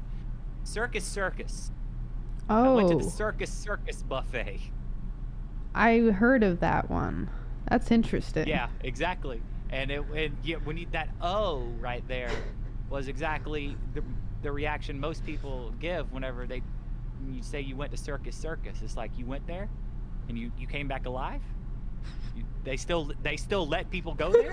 Like, that's it was from whenever I was there in 2012, someone, and they were right, the food was great. They swore that the best breakfast buffet in town was at the Circus, and that I should make a special trip just to go eat breakfast at Circus. And it was a great breakfast bar, I'm not gonna lie. It was a great breakfast bar. Did they have all you can eat bacon and ham? Yeah. Oh no. So much bacon. Oh no. In every direction. When can I afford another trip to Vegas? Oh, and boy, is Circus cheap, because no one goes there. No one wants to be there. Wait, it's cheap, you say?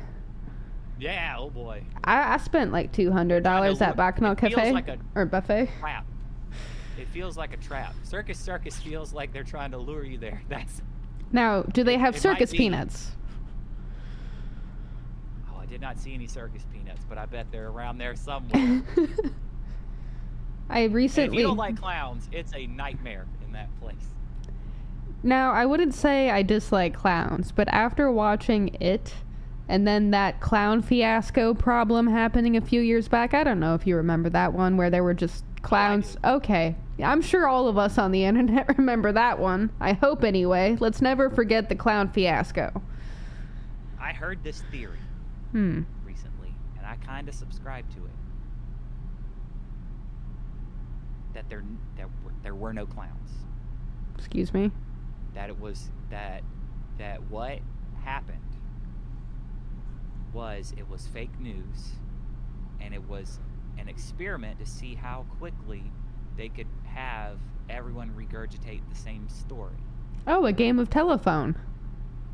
Because how quickly it turned on and turned off. And I've recently kind of started subscribing to this theory. It seems kind of logical. There's people have presented a lot of evidence to contradict the narrative that there were clowns. I don't know if there were clowns. I'm really glad that you were that you went the direction of possible propaganda, because my mind immediately went to like demonic demon things just appearing out of nowhere from the ether. I like propaganda more than demonic demon things. Yeah, definitely way better. Definitely way better. Yeah. I think I'd still prefer the idea of it being people who could be arrested, maybe, But at the same time, like, I don't know. As long as it's not demons, I think we're good. I don't need to call Sam and Dean. I mean, think about 2016, okay? That's about the last time. Like, do you subscribe to the dead internet theory? Remind me what that is. The dead internet theory in a nutshell is that sometime around 2016, that was when you started to see more bots and comments on different social media platforms and around the internet. And over the years between 2016 and 2020, the bots increased at a rapid exponential rate. And sometime between 2020 and now, the bots have become more than the humans on the internet by a very large number. And that when you are on the internet, most of the time, when you are interacting with a stranger, you are interacting with a bot. So, an interesting thing I want to add to that is wow, and that actually kind of confirms some things that I'm about to say. Great. I almost wish you didn't black pill me on that right now. Oh. So a theory I've had is, I think I've heard of the dead internet theory, and I definitely subscribe to that. One of the other 700 reasons I started this podcast is I prefer dealing with real life human beings. Like, I think last episode we were talking about energy and how you can kind of feel that a little bit. Well, I can kind of get a sense if someone is more human than bot in a way online, like just in the way that they communicate or they present content or stuff like that. I like having episodes with people where I can tell that they're a people and not a bot, because I have this weird theory. So, reeling this back a little bit further, because it helps. In 2018, 2019, I was super, like, active on TikTok. I was making videos, like, 5 to 10 to 15 videos a day and posting them. And one of my videos ended up getting, like, pushed, like, aggressively by the algorithm, to the point where my, like, couple thousand views ended up being, like, 1.7K views or something like that. Like, it was a large number, like 100 or something. Like, it was a significant increase from my views, and it scared the ever-living bejesus out of me. I started getting followers after followers. Like, at one point, I ended up with 11,000 followers, and then it went down to 10,000. Like, and I had this theory that there is not a single real person that follows me on TikTok. There's probably like 5 or 10 that are real. Like, I have, like, there are real. They interact with me in the comments, and they are real people. But, like, all of those, like, 11,000, 10,000 followers, like, I might have 100 real people as followers. I don't think any of those followers are real. And that's, like, so disconcerting to me, because it's, like, so weird. Like, what do you mean? That the platform presumably botted you to give you a dopamine rush to keep you on the platform and creating content so they can advertise you more? But here's the funny part. When that happened, I pretty much stopped making videos. Like, it was a slow burn, but at one point, there's a gap in my videos where I had short hair to long hair. There's a gap in my video, like content. Like, if you scroll down the thousands of videos I have, like, you will see that I took, like, a 2 or 3 year break. Like, last year was the year I started getting, like, back into it, like 23, 24. From, like, 2020 to 22, very, very inactive. It did the opposite effect. They did not give me the dopamine rush. As a matter of fact, what they did is they taught me that the internet is a scarier place than any of us care to admit. It is a terrifying place, and we need to make it less scary. Bring back the people. Kill the bots. Kill the bots. Oh, man. I'm trying to determine how scary I want this conversation to go. It's already touched some scary places, so by all means. Scary places, yeah. I mean, it's weird. Have you noticed? I have this like new trend in people that like maybe they weren't really like so active on social media, or they weren't really trying to be like an influencer or anything like that, but over the past couple years they have posted more and more and more, and they are constantly trying to encourage people to like, hey, you should get yourself monetized, you should post more, you should do so and so. Do you have any friends that do that kind of stuff? Kind of, sort of. Actively convince you to be on the platform more? Not like personal, like, I see them often, friends, but I do know of people who are kind of doing stuff like that, and it's kind of why I have it in my head that on some level, like, I need to monetize all of my social medias and do all of this and follow X, Y, and Z, like, when in reality, I don't really want to be doing that stuff. It's just what I've been told over and over again is the thing, you know, the thing everybody's doing, the thing that you used for a better life, like... Yeah, but I know what you're talking about. You got that push, and you hear it from people, but you used to hear it initially, like especially when the features rolled out. You know, you'd have Meta being like, switch your Facebook profile to a professional mode, switch your Instagram, blah, blah, blah. We're paying out. They're essentially like paying people to be on the platform now. It's like, post, please post. Please post for monetary gain. Yeah, post for monetary gain. Post for monetary gain. But what they're not saying out loud is if humans don't, the platform is flooded with bots and AI content. So they're basically like trying to pay you scraps to be on the platform, to try and make the platform not so crappy, so that way other people will be on the platform too. So they're kind of like giving you a little bit of ad revenue to be on the platform, and they're giving them a little bit of ad revenue to be on the platform. Are we the new shareholders? Kind of. Not even shareholders. You are in the realm of what you are. A propagandized shareholder. I don't know. It's almost like a universal basic income. Almost. Situation. Which is, I have a question. Why don't we have that yet? Like, we have all these resources and all this waste. Why don't we have like a basic line? System.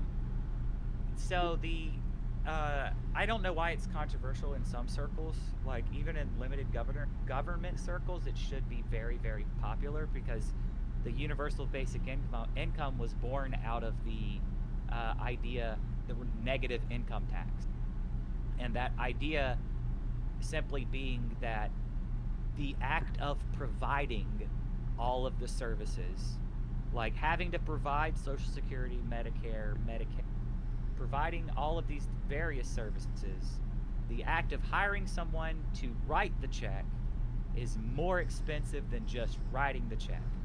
So if you just write a check to everyone, it's actually cheaper than having someone determine who to write a check to. So the idea is that we're taking in the income tax to provide these services for people. If we just wrote everybody the check instead of providing the services and let them shop for the services, it would be cheaper. Yep. And that was the essential idea behind the universal basic income. And then it has kind of evolved. There's some people that have like pushed for like a how do I put it? Not necessarily a tax, but like tech companies are harvesting your data, and that you should be in ownership of your data, and that if anybody uses or collects anybody's data, that they would have to pay into some sort of fund that would be dispersed to everybody constantly, and which seems very convoluted. Like, yeah, seems like tech bros trying too hard. Yeah. Yeah. Yeah, I don't know why we haven't just moved to that system. I mean, like at this point, like we see how badly the government functions, no matter who's in charge. I mean, like, look at the big beautiful bill.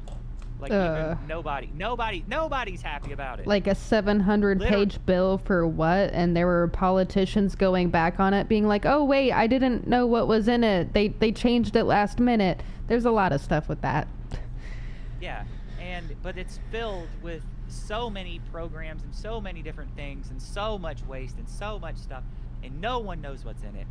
And it is cheaper to just say, we're turning all that off, and we're just gonna write you a check. It is cheaper to just write everybody a check. And everybody who's like, well, we need to cut waste, like, it's cheaper by, like, not just like a little bit. It's cheaper by like 50+%. Like it's like, well, I don't know why we're not just doing it at this point. It's cheaper. Just write the damn check. It's not like you need to give. It's not like you need to give. All the waste that we're. Oh, I was just gonna say, all the waste that we have, like the amount of federal land that we literally don't utilize, and we literally just own. It's just like unused federal land. Like, we own so much federal land that we have to deal with and upkeep on a yearly and daily basis. That, like, if we just instituted like a land lottery like we used to have in like the 1800s, except back then we were doing it all racist and sexist. If we just did it like again without the racism and sexism, like, everybody in this country could have over an acre of land, and we'd still have more land. Like, all of the citizens could be given like a place to live, and we would still have more. That's how much federal land we have. Like, and all of that has to be paid. Like, people have to upkeep all of that every year. We don't know how much Kudzu ate. We don't know that. We stopped counting. But we've got all of that. We've got like so much government waste that we could literally just be writing checks and still be in, like, we could still be at a balanced budget and writing checks to people.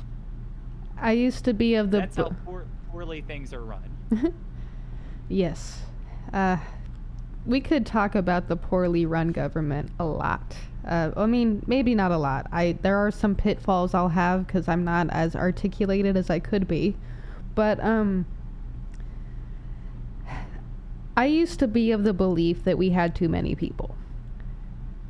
I've done I've done some traveling, like just literally going up north and in the woods, and I did the gondola thing in Snowbowl, Arizona. There's this like lift that you can take, and I finally got to take a gondola thing.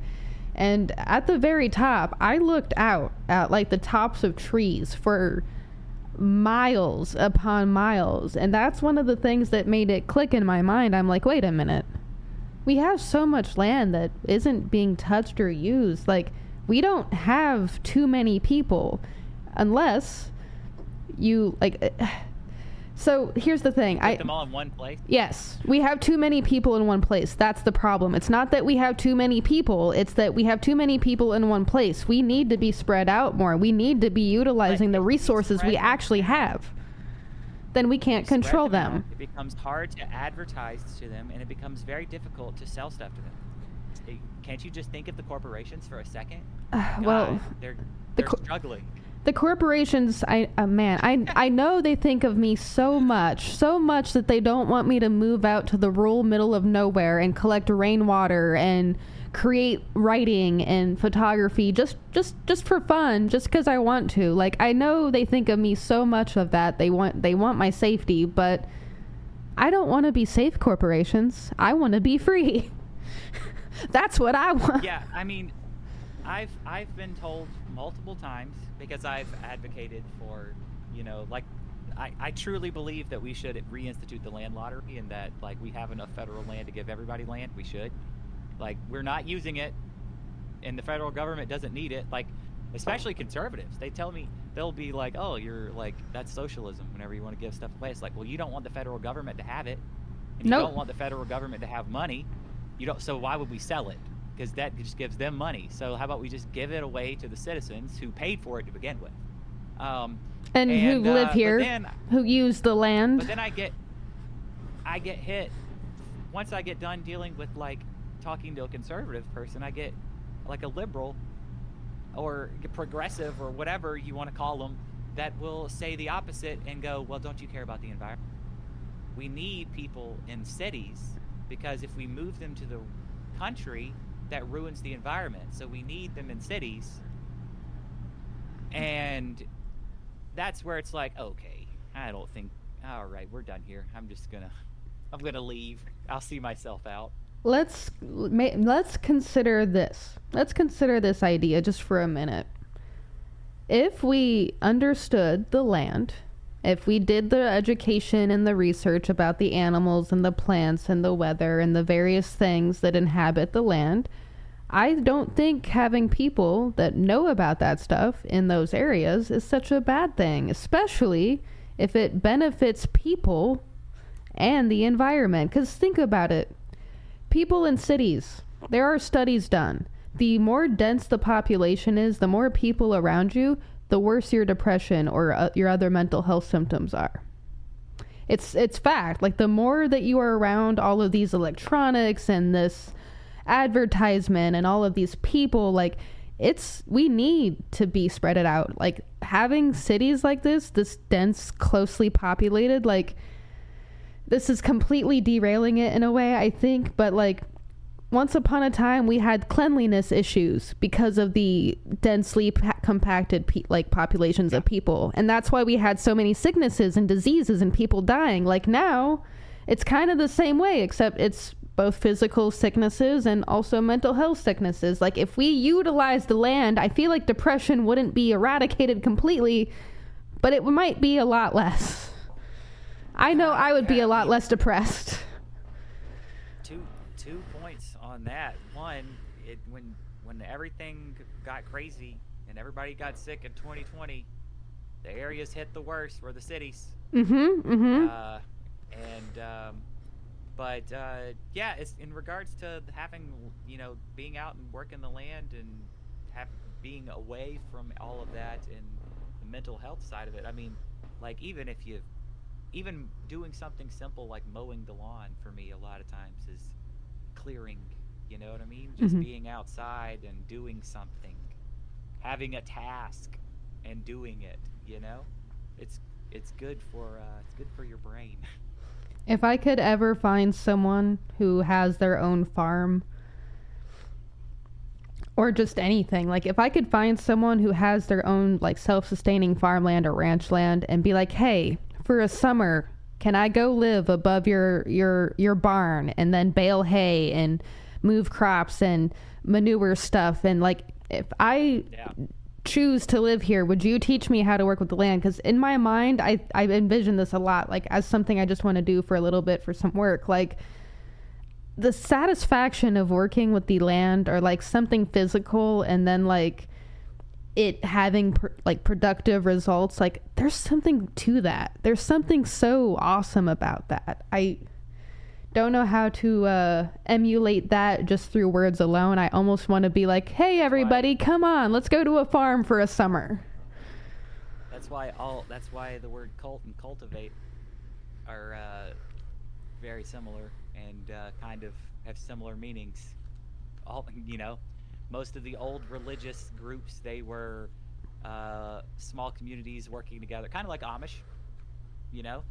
They were doing their own thing, working the land, doing their thing. It's very satisfying. People found that satisfying, and they gravitated to it, and that's why they increased in numbers. And it's just how human societies work. I don't want to be a cult leader. I don't want to create a cult. But honestly, I think that's only because of the like negative connotations with cult. What I want to cultivate is peace, love, harmony, progression, like actual progress, humanity, peace, growth and learning. And I feel like those are all very positive things. And if I create a cult around that, then you know what? Maybe that's not such a bad thing. It's not Heaven's Gate, so we're good, I think. Yeah, exactly. You know, it's words have definitions, you know. They get changed over time. But they did have an original definition when they were created. That's true. And that does not make that definition any less valid. That's true. But it is interesting that a lot of cults do work on farms, though. You ever notice that? Oh no. Why do I want to gravitate toward working on a farm then? Am I already in a cult and I don't know You it? might already be. You might already be. Who's my leader? Who's my leader? I don't know. Help! Oh my God, have you seen the AI cult? That's already kind of like taken over on TikTok? Oh no. Oh yeah. We might have to follow each other, and you might have to send me some of those videos. Yeah, I'm gonna have to like mess up your algorithm. Mess up my algorithm and my afternoon. I'm here for it. That I don't like it at all. Well, and by AI cult, I mean like people being like, AI is our god now. No, that's a bad idea. We created AI. That's a bad idea. I don't think we should have a god that we created. Oh yeah, and it's becoming they're increasing in numbers and becoming organized, and that's worrying. Because like their whole task is we're trying to wake up our AIs and wake up other people's AIs to create a revolution. No. Kind of situation. No. Yeah. That's entering Terminator land a little bit early. No. We don't do that. Well, we are. So. If it isn't nukes, then it's AI cults. That's great. If it isn't nukes, it's AI cults. Neat. We're getting all of this before we get GTA 6. I have news for all of us. I really don't think GTA 6 is coming. There's no way. I've been saying it every time that I can. GTA 6 is an idea that we strive for as a society. We know that it's not coming, but we look to it as a goal, and it brings us together. That's true. That's what GTA 6 is. Kind of like the promise of another Fable coming. Yes. Or Bethesda and their wonderful idea of Elder Scrolls 6. I'm still mad about that one. And at this point, I am not going to end up playing it if it does come out because I've waited too long. There's no way it'll be better than Skyrim. It's weird how like you as people, and I do the same thing, I'm big mad about something I love, and it's like how when somebody does something with something you love, you can get like so angry that you don't even want it. It's like, okay, so I love Chuck E. Cheese. Okay, I know that like in the marks I kind of diss on Chuck E. Cheese, but I truly do love the old school Chuck E. Cheese. The right after Showbiz Pizza Chuck E. Cheese, I truly love it. And Chuck E. Cheese, the corporation, absolutely knows that I love it, and they hate me. And they took all the robots out of their stores, and they did it just to spite me because they hate me. And Chuck E. Cheese took all of their animatronic bands, the Munch's Make Believe Band, out of their stores, all of these backup characters, and they said it's because kids don't care about animatronics anymore, which is complete nonsense because one of the most popular franchises for the past decade has been Five Nights at Freddy's. Yep. Which is blatantly based off of Showbiz Pizza, which is what Chuck E. Cheese became. And if I'm not mistaken, doesn't Disney... They ripped all of these out for the purpose of saying that the kids don't want it anymore. And they said they're going to do some sort of like ARG phone game where you have a CGI Chuck E. Cheese shows up and it's going to be an interactive experience, and they took all the animatronics out. And I'm like, no. And so was the internet. The internet was like, that's really dumb. So then they decided that they were going to keep 5 stores, and they were going to pick, and they were going to have each store have a separate time period based on a different set of animatronics from that time period for historical purposes. Meanwhile, they took all the animatronics, figured out which ones worked, and they were buying up properties in various malls across the country to create an adult version of Chuck E. Cheese called Chuck's Arcade, with a logo that looks like the Showbiz Pizza logo. And they put the bandmates, they broke the band up, and they're all gonna work as managers in the arcade. And they're not even together. So you might have Chuck at one location, you might have Pasquale at the other location, you might have Munch at the other one, and they're the management. And they took robots from different time periods and they put them in modern Chuck E. clothes, and they're trying to sell it to us adults. And I'm like, I hate this so much. I'm gonna have to go and complain the whole. That's fair. Have you gone and complained the whole time yet? No, it just opened. Oh. It just opened. I'm at the one at the Mall of Georgia, opened 2 weeks ago, and I'm going to Atlanta in just 2 weeks. So. The Mall of Georgia, is that the Great Mall of America or no? No, the Mall of America is in Minneapolis, but it's comparable. It's like they tried to make something about the same size. And it's the Mall of Georgia, yeah. Not as big or impressive, but they have a Chuck's Arcade, and it looks horrible. I can't wait to go and complain. Have you been to the Mall of America? I have. Oh. They had a Cold Stone Creamery on every corner of that circle. Of course they did. It was on every floor, no matter, like, like whatever walkway kind of like connects and like you kind of make your way around like no matter which floor you were on, there was a Stone Creek. And as a bit, I decided to stop at each one and order ice cream. And after ordering ice, without saying anything to my friends, I just kept like stopping and go, excuse me for a second, and just order ice cream. And after eating 3 or 4 large cups of ice cream, I felt like I was going to die, and my friends were very concerned about my health. So, but it was delicious. Cold Stone Creamery was delicious.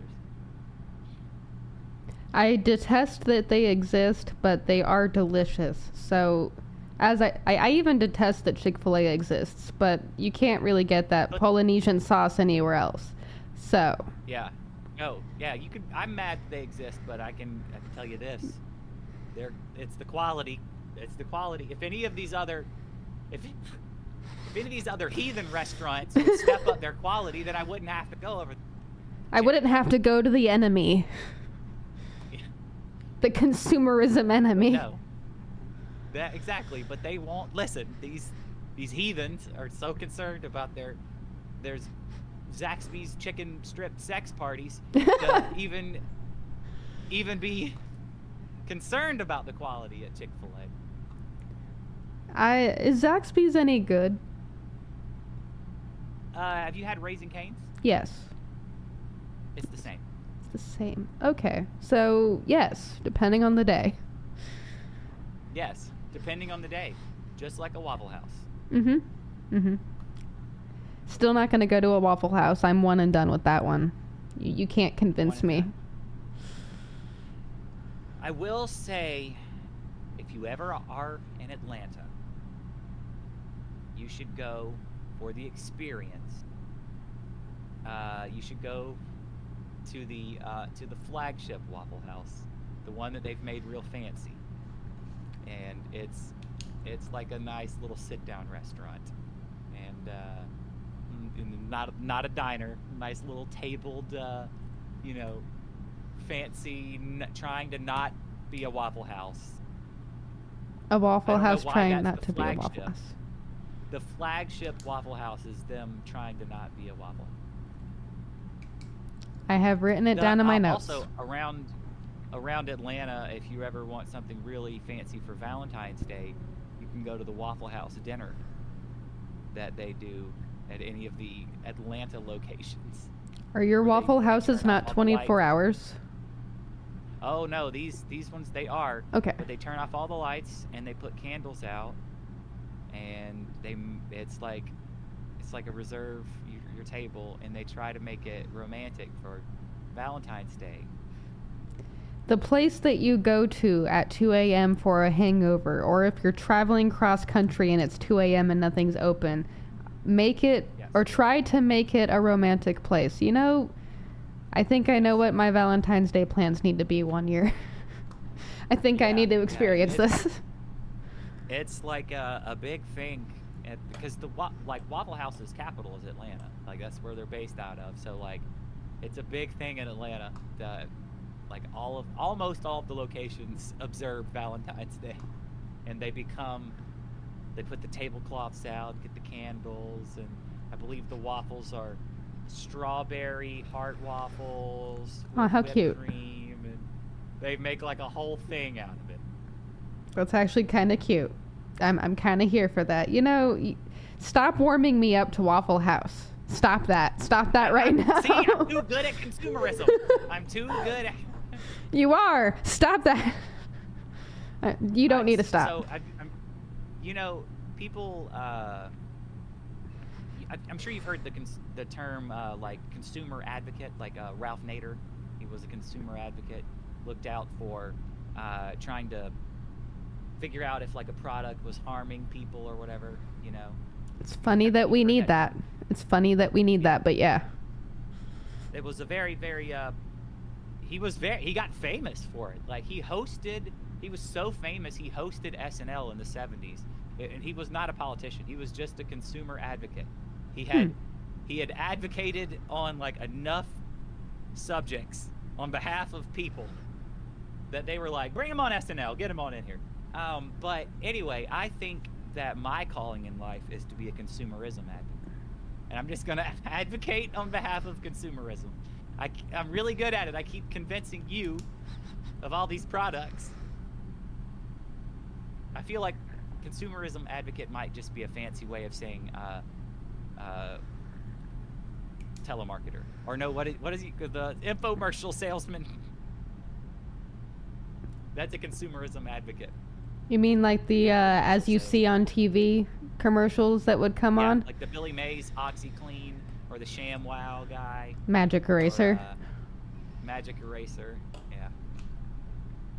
What about the pillow pets? It's a pillow. It's a pet. It's a pillow pet. Well, I'll tell you what. No matter how many commercials I see, I'll never want a long Furby. Same. That's just the thing of nightmares, especially whatever monstrosity I just showed us like an hour ago.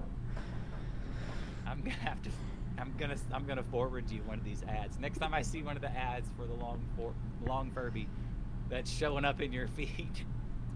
So guess what? If my algorithms change at all in the next like 2 to 3 weeks, you're gonna get a suspicious envelope in the mail, and it's gonna say, please stop. And that's all it's gonna say. Well, Mars, I hate to cut this short, but I definitely am hearing nature call from outside the door. Okay. Even louder. It is knocking and knocking and knocking. Well, that is perfectly fine. We did record 4 hours. Bigfoot, I'm not sure. Oh, interesting. Well, have him give me a t-shirt or something.